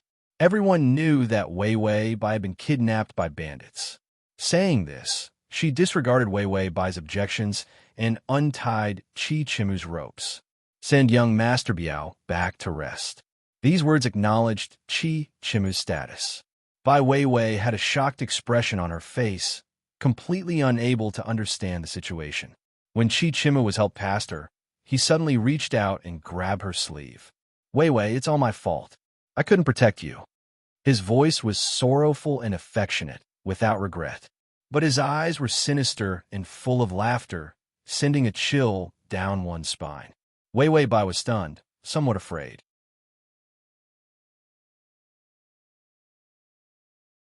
Chapter 841. He gave a fake smile and then left. Once everyone was gone, Wei Wei Bai let out a sigh of relief, her expression relaxing. She said, "Marrying Chi may be easier to capture." The system was incomparably virtuous and immediately said, "There are still 2 substitute stickers left. They were left behind in the previous plane and were not used." Wei Wei Bai, "Don't tell her that it was a substitute sticker. Was it a substitute? That was just an out-of-body experience. What was the difference between this and MX? In any case, 2 days later, Wei Wei Bai was immediately stuffed onto a flower bridge. The wedding was very low-key. They all lived in the same home, so the flower bridge passed through 2 courtyards before landing. Madame Bai specially set aside a courtyard for Chi. After all, she couldn't let him squeeze in with Wei Wei Bai in a dilapidated house.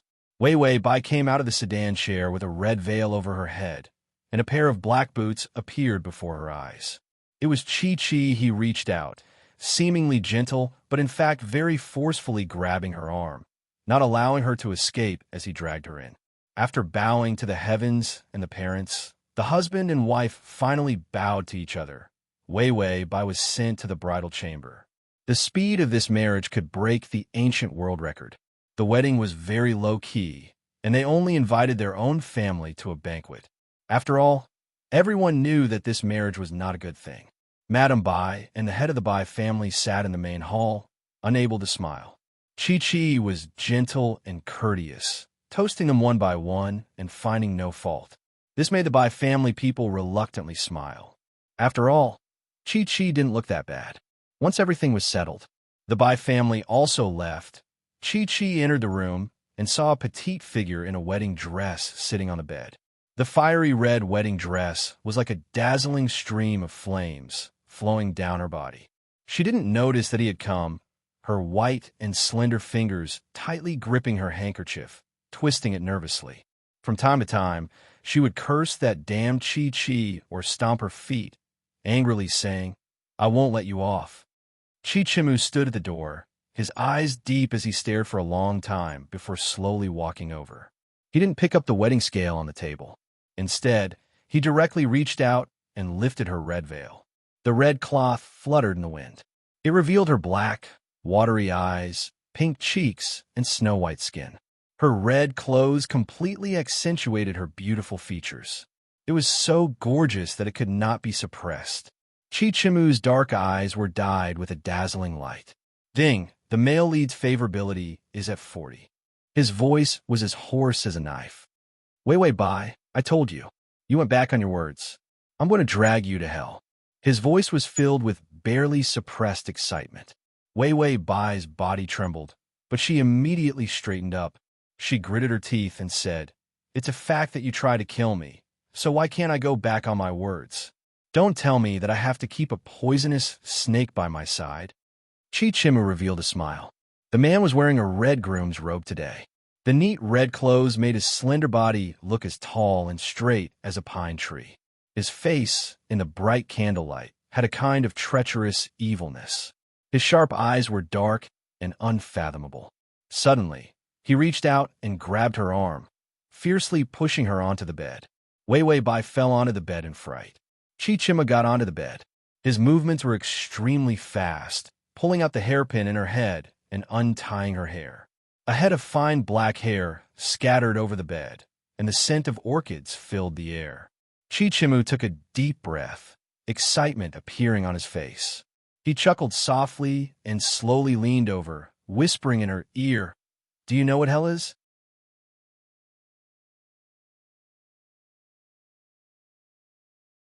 Chapter 842. After Chi-Chimu and Wei Bai got married, Madame Fu didn't guard against him. Although she still loathed him, at least it was for her daughter's sake. She didn't realize her previous plan of stopping him from going to the Imperial exam. And Wei Bai also got what she wanted, receiving the side mission without any surprise. Ding, stop the male lead from taking the Imperial exam can fail. But what was the suffix for fail? Wei Bai's eyes lit up. Tongzi, is it to stop him from taking the exam? It's fine if he fails. System. Then the reminder isn't that can fail, but that there is no punishment for failure. This follow-up is to say that you can fail, but you must make a move to stop it, and this move must not go easy on him. Only this way, even if you are exposed by the male lead, there will be no problem. At this point, the system also added there is this kind of failure supplement because in the previous life, the Bai family stopped the male lead from taking the exam but failed. So stopping the Imperial exam was necessary. Failure was also possible. Wei Bai can't go easy on him. Chi-Chimu hasn't participated in the provincial exam yet. He started from the county-level exam and has to take the exam until next year to become the top scorer. I can't stop him every time. Although there were some changes to the time of the Imperial exam year. But what county-level scholar, or high scholar, they all had to pass one by one, and then next year was the court exam. The system calmly flipped through the data, then chewed on the instant noodles seasoning packet. Every time, Wei Bai, so her 1.5 year of time was actually used to be a stumbling block for Chi-Chimu. There was no time to be lazy. For the first time, Wei Bai pondered the meaning of the main system. After thinking it over, she discovered that the main system was a Huang Shuren, an exploitative class, an evil devil. If there was a chance, she must tie it up and feed it to the dogs. The system gave 10,000 likes to the host's cute idea. Wei Bai had just finished communicating with the system when the door opened. The embroidery bandage in her hand shook, and a needle pierced her finger, dripping blood. As soon as Chi-Chimu entered, he saw his little cousin gripping the needle tightly, looking at him with both disgust and fear. When he saw the blood on her finger, his eyes darkened. How could you be so careless? Wei Bai knew that her character had become a vicious woman who hated her cousin. It couldn't be helped. Chi-Chimu liked this kind of thing. The more she hated him, the more he liked to torment her, and the faster her favorability rose. What the fuck was this perverted way of increasing favorability? Chichimu didn't put her attitude in his eyes at all. Wei Wei Bai was someone he could completely control, even when he was in such dire straits. She couldn't resist him. Under his plan, the rumors outside had already spread everywhere. She was defiled by robbers, and no one wanted her anymore. Even Madame Bai had given up on her. He no longer paid attention to her. His affection for her was so pretended that anyone would believe it. Everyone knew that she was willful and arrogant, but he had always been tolerant and protective of her. Therefore, no one would believe her even if she went out and cried that she had tortured her. Chichima's dark schemes had all succeeded. He walked to her side and bent down to hold her bloody hand, but Wei Wei Bai dodged. She watched him warily, instinctively trembling at any intimate approach. This was a problem she had developed after being tormented by him during this period of time. She had suffered a big loss. She had used a dozen substitute stickers. A dozen. In her eyes, Chichimu was now a monster that ate her life points.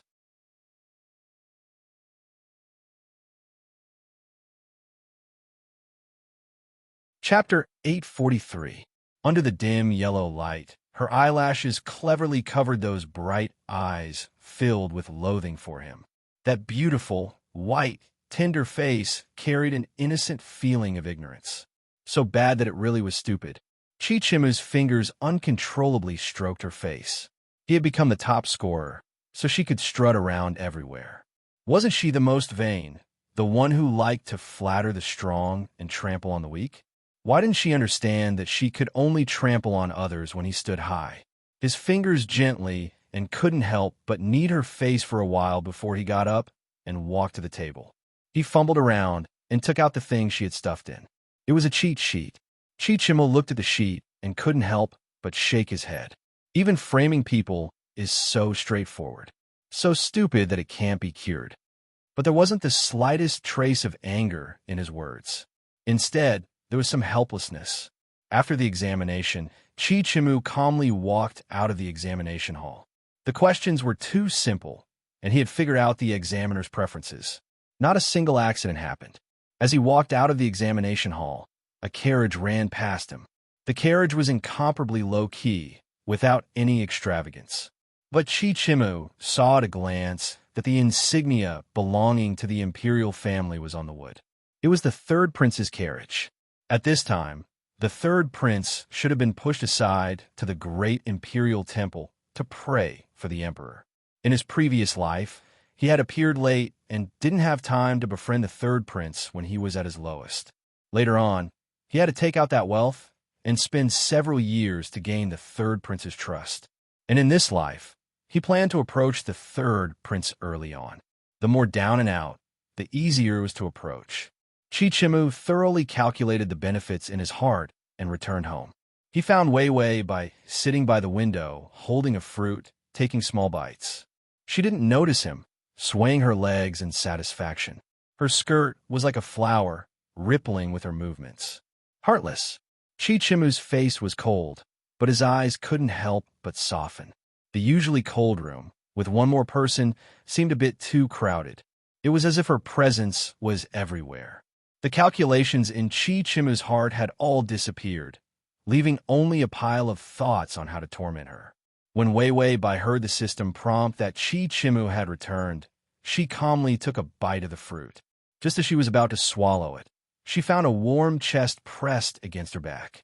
She almost choked herself to death. Was there such a reminder? He only spoke when he was already behind her. With the fruit in her mouth, she quickly adjusted her expression. Her eyes widened in surprise as she turned around to look at him. However, just as he turned around, he didn't even have time to put on a proper expression. He sealed her lips with a kiss. The sweet and juicy flesh in his mouth made him want to plunder it. His kisses had always been rough and aggressive. The tip of his tongue wrapped around her, stirring her flesh into pieces. As their breaths intertwined, Wei Wei Bai trembled violently. Chichimu's mouth was filled with the fragrance of the fruit she ate. Only when he was satiated did he release her. There was a hint of warmth in his gloomy and cold eyes. Wei Wei Bai's eyes were soaked with water, and the half-eaten fruit in her hand fell to the ground. Chichimu unhurriedly enjoyed her fear. He reached out to gently stroke her shiny black hair, his tone calm and gloomy. I was driven out of the examination hall. A hint of joy flashed through Wei Wei Bai's eyes. But Chichimu's next sentence made her unable to smile. I know it was you who stuffed the notes. Wei Wei Bai quickly refuted. No, it wasn't me. Chichimu looked at her with a smile that wasn't a smile. The handwriting is all yours, yet you're still quibbling. Plagiarists can never enter the examination hall. You made me lose the qualifications for the imperial examinations. Right now, I wish I could chew you up and swallow you into my stomach. As expected, Wei Wei Bai was scared. Her pink face lost color as she looked at him anxiously. Like a small animal that had been detained, she wished she could bury her head and hide. Chichimu hid his smile, his eyes deliberately becoming cold and ruthless. I have nothing now. It's better to kill you, stuff you into the well, and say you committed suicide. Wei Wei Bai was so anxious that she cried, "Don't kill me." During this time, Chichimu's ferocious appearance really made him seem like a murderer, causing this little pitiful girl to be tormented into a shadow. Chichimu still wanted to scare her. Suddenly, a kiss landed on his face. The kiss was filled with tears, sour and astringent, but unexpectedly wrapped in honey. She hugged his neck, tearfully kissing him. Chichimu's face was filled with shock, his mature viciousness disappearing. Don't kill me. Wei Wei Bai looked like she had lost her head from anxiety, not knowing what she had done. Chichimu was dazed as she kissed him. His heartstrings trembled, and he didn't know why he became dizzy. He actually said something that shouldn't have been said. Not killing you, I can't bear to. Ding, the male lead's favorability has increased to 50.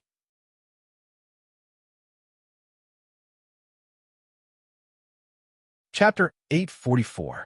After saying this, Chichimu's expression changed slightly, and he immediately changed his words.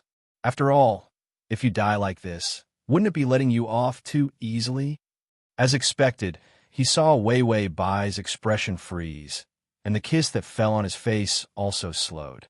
Chichimu was dissatisfied and tugged at her arm. Continue kissing. Kiss me more, and I'll let you go. As expected, this sentence made her feel both annoyed and forbearing, and she continued to gently kiss his face. Chichimu sat quietly like this, letting her hang on his body. After a long time, his waist was actually a bit sore. The days of training were too short, and there was all kinds of torment in bed. His physical strength still hadn't reached his ideal standard. He had to train the strength of his arms and waist, or else it would be very strenuous to carry her the next time. He passed the county-level examination very easily. He got first place and became a scholar. Chichimu calculated the time and went to ask Madame Bai to let him go to the great imperial temple to study. Because it was quiet there, Madame Bai didn't hesitate, hating that this little brat who couldn't be killed to quickly get out. Every time she saw him, she thought of her dead son. But her daughter was married to him, and she couldn't wish him well. She was also worried that Wei Wei Bai's future life would be too desolate. She could only wish for him to leave the Bai family as soon as possible. Out of sight, out of mind, Chichimu went out the door, and the flattering and gentle smile he directed at Madame Bai disappeared. There was only a gloomy indifference on his face. When he returned to the room, he saw Wei Wei Bai eating melon seeds and reading those storybooks. Her side profile was facing him, a smile on her lips. It was quiet and beautiful, making one's heart soften. Chichimu's mood improved a bit, and the hatred in his heart for the Bai family was somewhat diluted by her appearance. He originally didn't want to bring Wei Wei Bai along. He didn't know why, but when he thought that he would have to stay at the great imperial temple for at least 4 or 5 months, he felt uncomfortable everywhere. If he put her here, wouldn't he be unable to torture her? Once the thought moved, it couldn't be suppressed. Chichimu's eyes darkened, his voice gentle. Does Wei Wei want to go out and play? Wei Wei Bai seemed to have discovered him and immediately turned around. Her eyes lit up, but she hesitated for a moment before saying, "Who wants to go out and play? There's nothing in the foo." It was so rare that his eyes were shining. However, he was still stubborn. Chichimu's face was full of regret. I heard that the Great Imperial Temple's plum blossoms have bloomed. Also, in the Great Imperial Temple's kitchen, there are plum blossom cakes that can't be bought with money. Wei Wei Bai was stunned for a moment, as if she was thinking about the plum forest in full bloom. And those desserts. In the end, she turned around, her back to Chi Chimu. Who cares? He spoke hesitantly and regretfully. Chi Chimu couldn't help but laugh silently. He didn't know what he was so happy about. Ding, the male lead's favorability is at 52. Wei Wei Bai said she wouldn't go, but she was still dragged by Chi Chimu to the Great Imperial Temple on the outskirts. She said that she wanted to study here in peace and quiet. He had notified the temple in advance, paid the incense money, and had a place to eat and live. Wei Wei Bai entered the temple and found that Chi Chimu didn't bring a single female servant, and the manservant had also been sent back. She trembled. System smash. Chi Chimu, that pervert's next torture, isn't going to make me wash clothes and clean in the ice and snow, right? System, how could that be? It's that simple. You have to bring the water to wash your feet, wait on you to scrub your back, organize your books. There's so much work that you can't finish. Don't worry.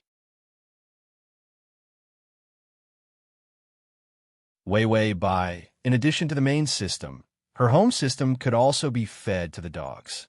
She didn't mind.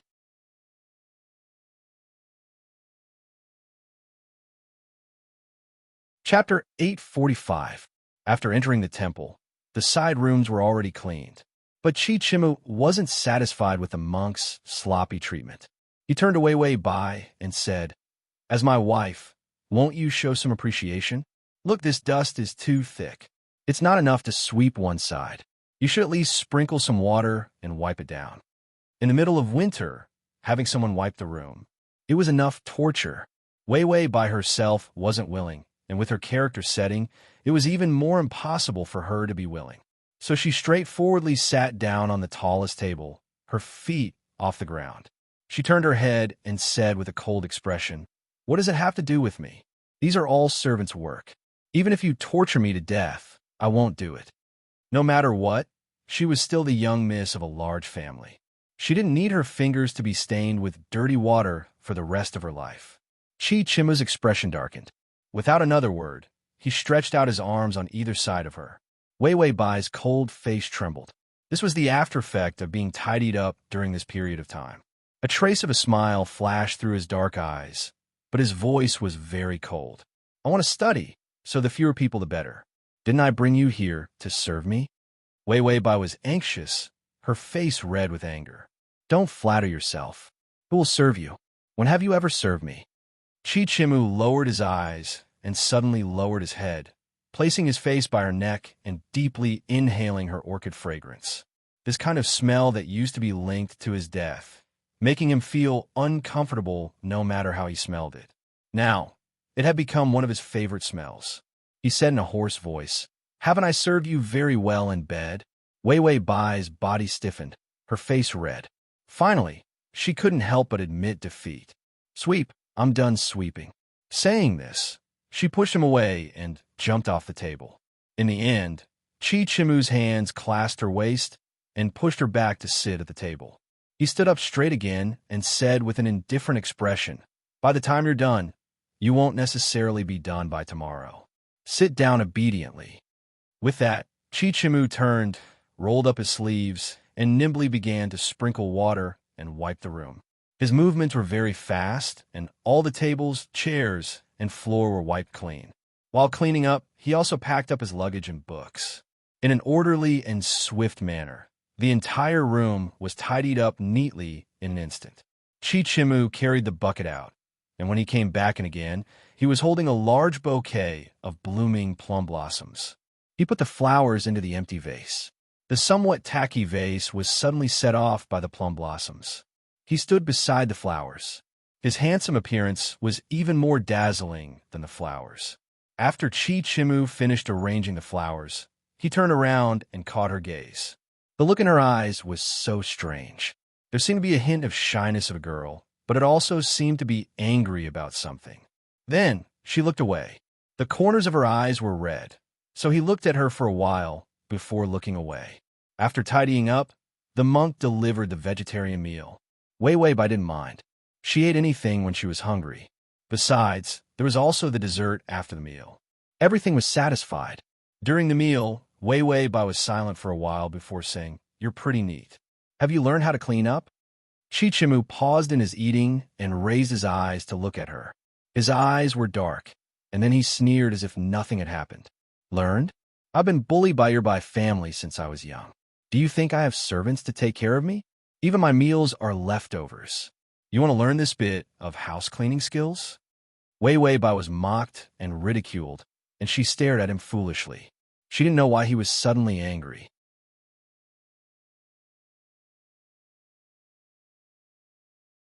Chapter 846.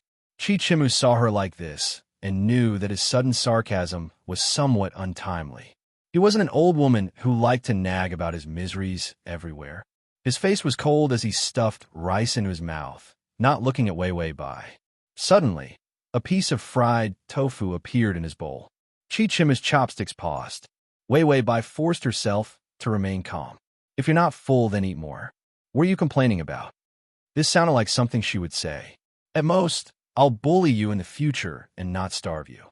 I'll give you a servant so you don't have to sweep the floor." She coldly snorted. Chi Chimu was silent for a moment before he sneered. "Isn't it me bullying you? You can't bully me now." After his rebirth, when he didn't have any rights, she was the first one he held tightly in his hands, unable to break free from. Only he could bully her. Chi Chimu ate the fried tofu in his bowl and belatedly remembered. This was the first time she had given him something. For some reason, his heart became somewhat docile. Ding! The male lead's favorability has increased to 55. Chi Chimu studied for several days before inquiring about the third prince's room. The third prince had come with a hidden identity. Apart from the shadow guards at his side, no one knew his identity. This was very advantageous to Chi Chimu. He planned to build a good foundation of friendship with the third prince in advance. The third prince had a shortcoming. He was overly sentimental, especially those kinds of coincidental encounters. Making friends without any purpose could move his heart. Chi Chimu silently weaved a net, thinking step by step about the scene of their first meeting. The first time they met, he only needed to show his unique bearing. Only then would he be able to reveal his talent step by step.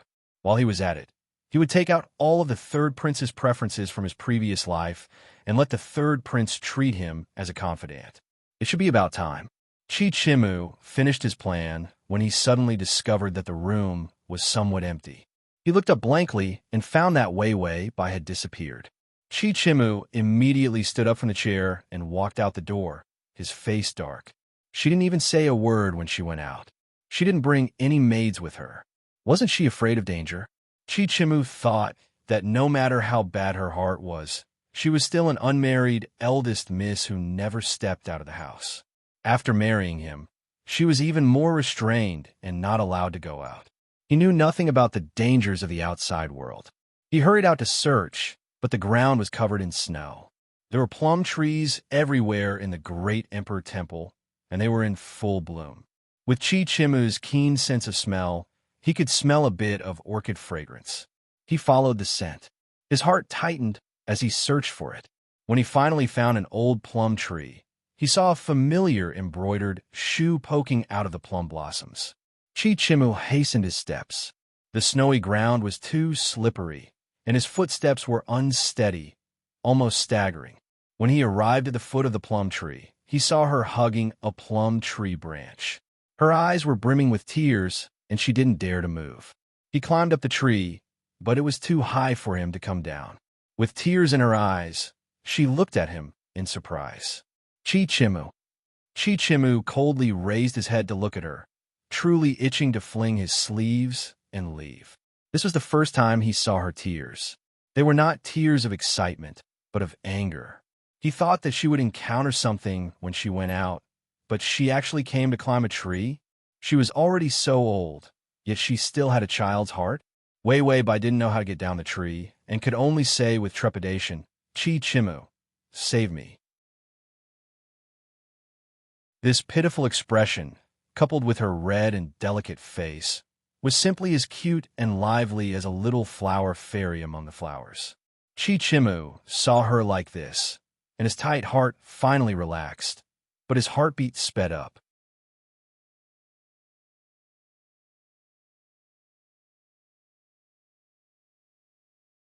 Chapter 847. She kept pleading with him in a soft voice. This voice was different from the one on the bed, with a few more traces of sincerity. It was pleasing to the ear. He enjoyed her pleading enough before stretching out his arms. "Jump down, I'll catch you." Wei Wei Bai's face paled, and she immediately shook her head. His face darkened. "What? Do you dislike me?"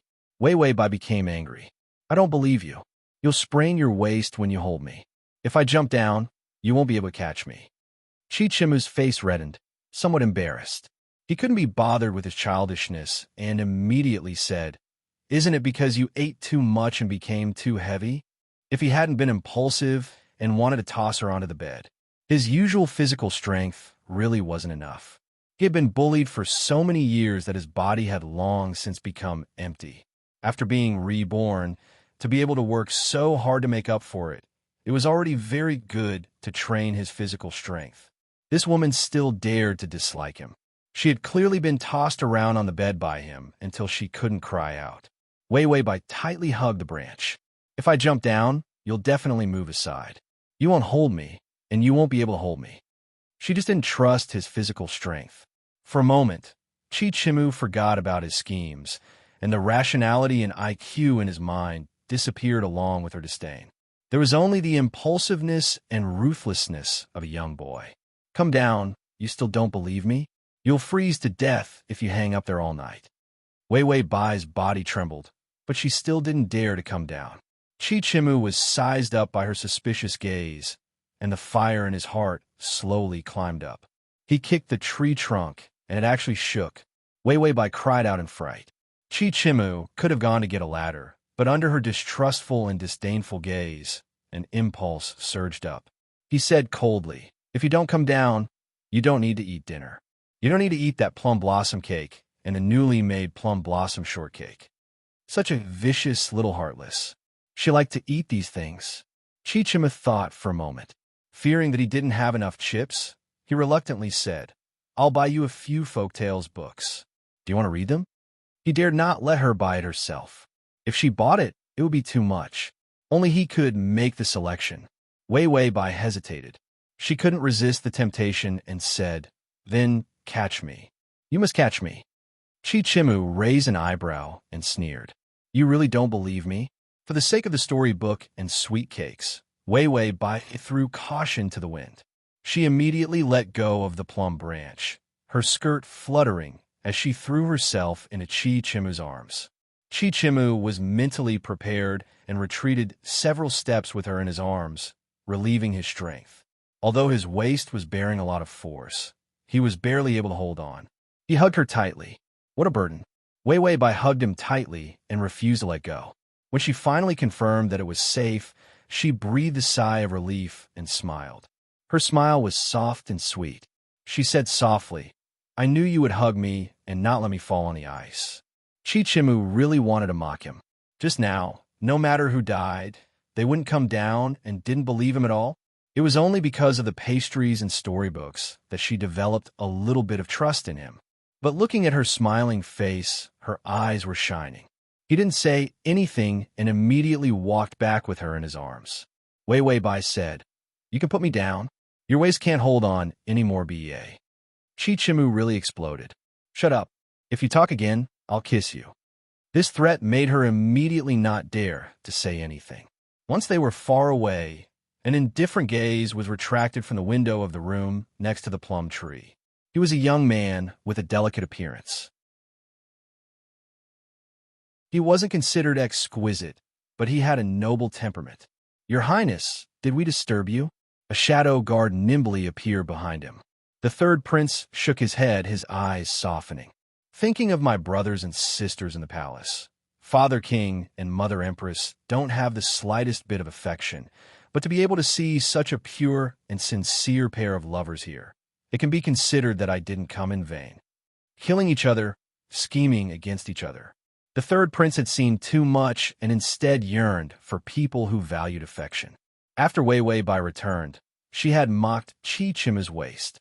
As a result, after dinner, just as she was about to take a bath, she was pressed down in the bathtub and experienced what was called broad shoulders, narrow hips, and a male dog's waist. It was like he had eaten dynamite as he pressed her down and said, "Did I sprain my waist? Well, no, I think I sprained my waist." Even if Wei Wei Bai used a sticker, the remnant soul left in her body was still her own. Was she someone who would let others bully her? After being bullied, her body couldn't help but reach out and push him. And then Chi Chimu sprained his waist. Wei Wei Bai.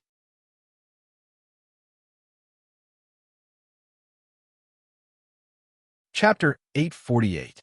Because Chi Chimu had sprained his waist, after seeing the doctor, he lay on his stomach on the bed. Because there was no one to wait on him, he didn't make a sound and just laid there. The medicine was left unboiled.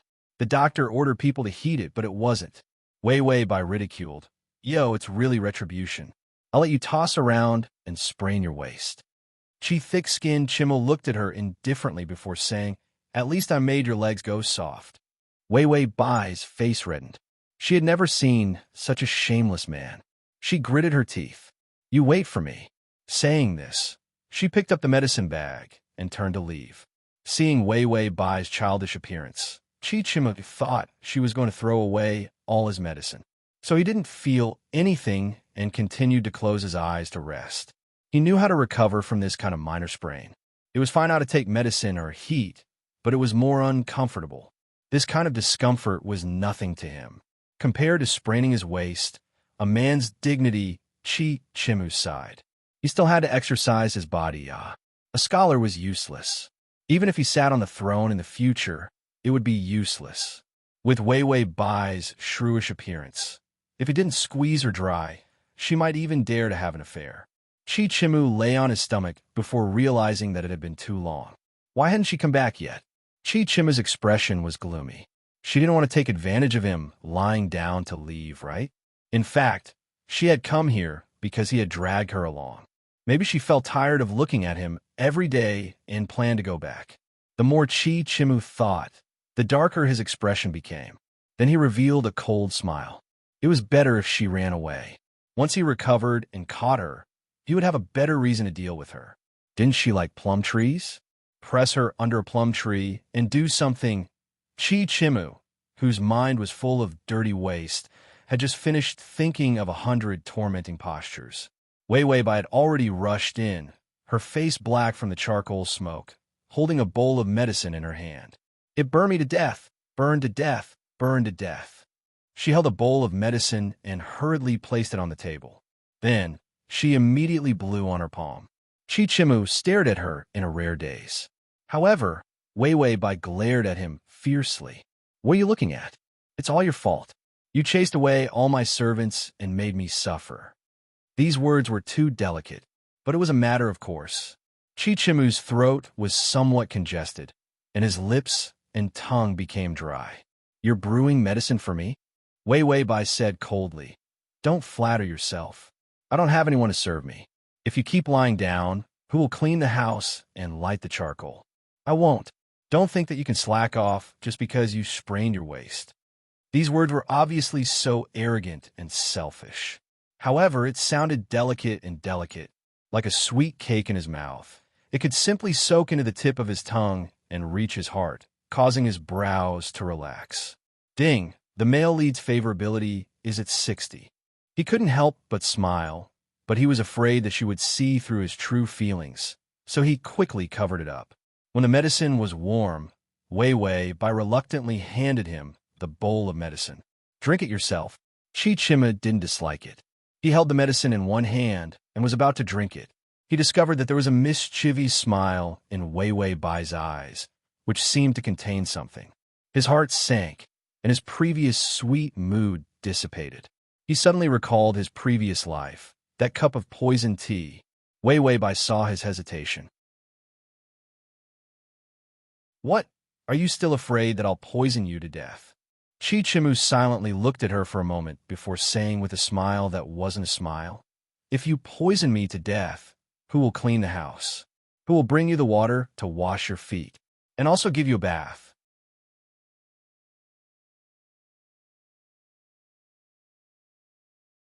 Chapter 849.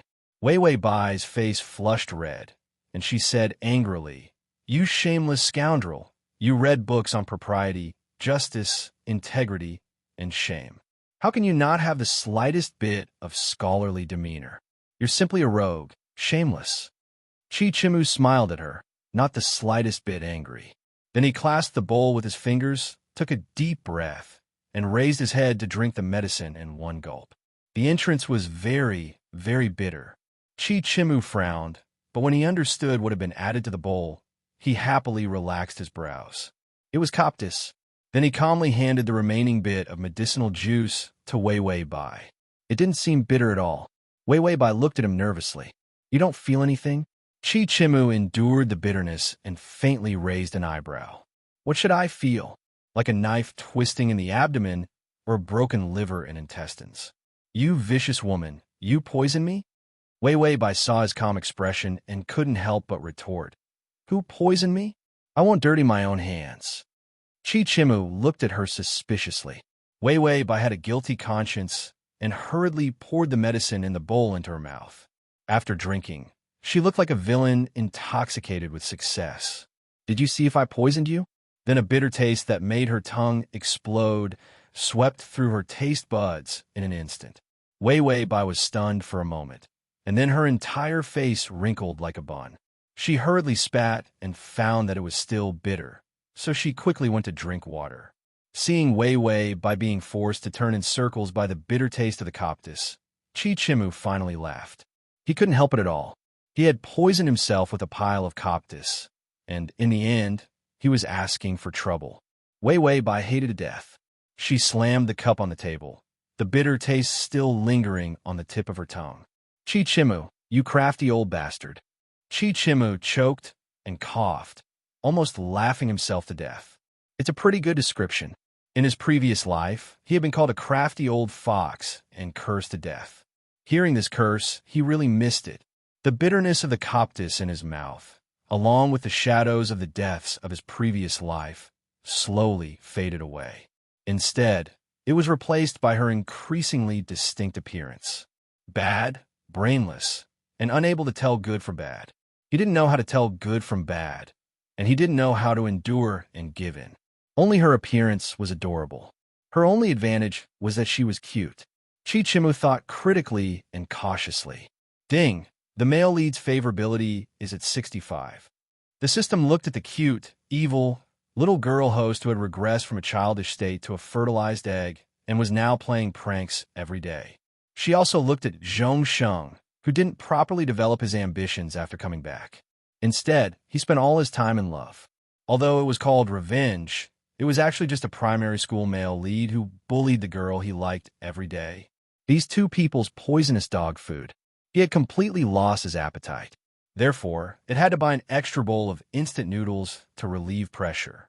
Only after Chi Chimu had healed his waist injury did he consider approaching the third prince. He thought of the hairpin he saw in his previous life. It was found when Wei Wei Bai's maidservant was tidying up the warehouse.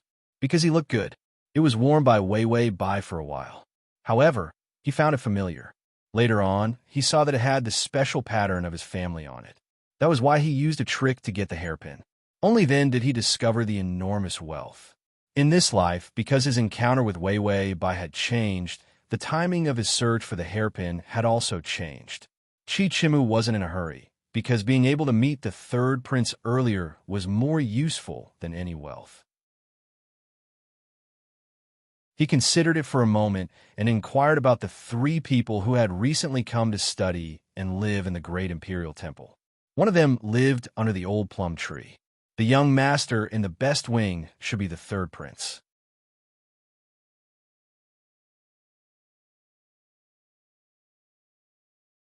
Chapter 850. Chi Chimu smiled confidently. He picked up the flute and was about to leave. But he felt that running to someone's window to play the flute was too purposeful. He saw Wei Wei by drawing on the paper in boredom and couldn't help but walk over and grab her wrist. "Come, listen to me play the flute." Wei Wei Bai looked disdainful. What flute are you playing, you poor scholar? Chichima's face turned cold. Are you going to listen or not? Wei Wei Bai trembled, afraid that he would torture her again. She immediately stood up, threatening to coax an audience. Chichimu finally confirmed that the foolproof conditions for a perfect encounter had been met. Wei Wei Bai was pulled to the side of the old plum tree and sat on a low branch, her feet still touching the ground. Chichimu leaned against the plum tree, looking like a young master, full of magnificence. He suddenly thought of something. Why did you climb the tree last time? Wei Wei Bai said somewhat awkwardly. Wasn't it because the little monk in the great imperial temple's kitchen said that if I wanted more plum pastries, I needed to pick the flowers myself? Didn't I see that this tree has the most flowers? Chichimu was simply angered to laughter by her reason. She only cared about eating, forgetting to protect her life. He couldn't help but lightly tap Wei Wei Bai's head with the flute. Really stupid. What's the use of picking flowers? Just use money. Wei Wei Bai hurriedly covered her head, the corners of her eyes red as she glared at him. Chichimu was dazed for a moment before turning his face away. He picked up the flute and gently blew. The flute's tune was the third prince's favorite. It was also composed by the third prince's deceased mother. This tune was very good. It was the sentimental and gentle feeling of a young girl encountering love. It was also widely circulated, so no one would be suspicious if he played this tune. This tune should be too gentle and affectionate, often used to express one's love for a certain woman. Chichimu couldn't help but look sideways again, only to see Wei Wei Bai holding her face with both hands, listening with a somewhat gentle expression. She seemed to be enjoying it very much. This expression, his heart skipped a beat, but he didn't dare to look again. He continued to play the flute with his eyes lowered. However, he was distracted and did not pay attention to his surroundings. Then, a figure slowly appeared beside the plum blossom tree. He was dressed in a low-key light-colored robe and had a slender figure. He stepped on the flowers as he walked over. His movements were neither too fast nor too slow. He had a noble air about him. Wei Wei Bai seemed to be shocked and looked up. However, she saw that the man had a gentle and nostalgic expression on his face as he listened to the sound of the flute very seriously. The system said, "Third Prince, the male lead's cheat, Luo Baiji, the future emperor of this world." Actually, the system did not need to say anything. When she looked up, she saw a shining golden crown on Luo Baiji's head. Was this the legendary crown? It was so shiny and rich. Chichima's attention was originally on Luo Baiji, but from the corner of his eye, he saw Wei Wei Bai staring blankly at Luo Baiji. That focused look in his eyes, that gentle gaze. When did she look at him so seriously? She didn't even look at him like that when she was begging for mercy on the bed. Could it be that she had taken a fancy to Luo Baiji? Chichimu felt a burst of sourness in his heart. His breathing became heavier, but the sound of the flute sounded more tactful. Wei Wei Bai finished looking at the crown before moving her gaze away. Then she looked at Chichimu, only to find that the other party was looking at her with an abnormally gloomy gaze. That dark gaze was like that of a venomous snake, as if it wanted to eat a person. Wei Wei Bai, the target's face darkened at the slightest disagreement. After the flute was played, Chichimu did not want to continue playing. He suppressed the dissatisfaction in his heart. You're tuning in to the Romance Rendezvous YouTube channel. We're so grateful for your support, and don't forget to subscribe to join us on this incredible journey through captivating stories. Your generosity through donations truly makes a world of difference, as it's the primary source of revenue that allows me to expand and enhance this channel for you. Thank you from the bottom of my heart for being a part of this adventure.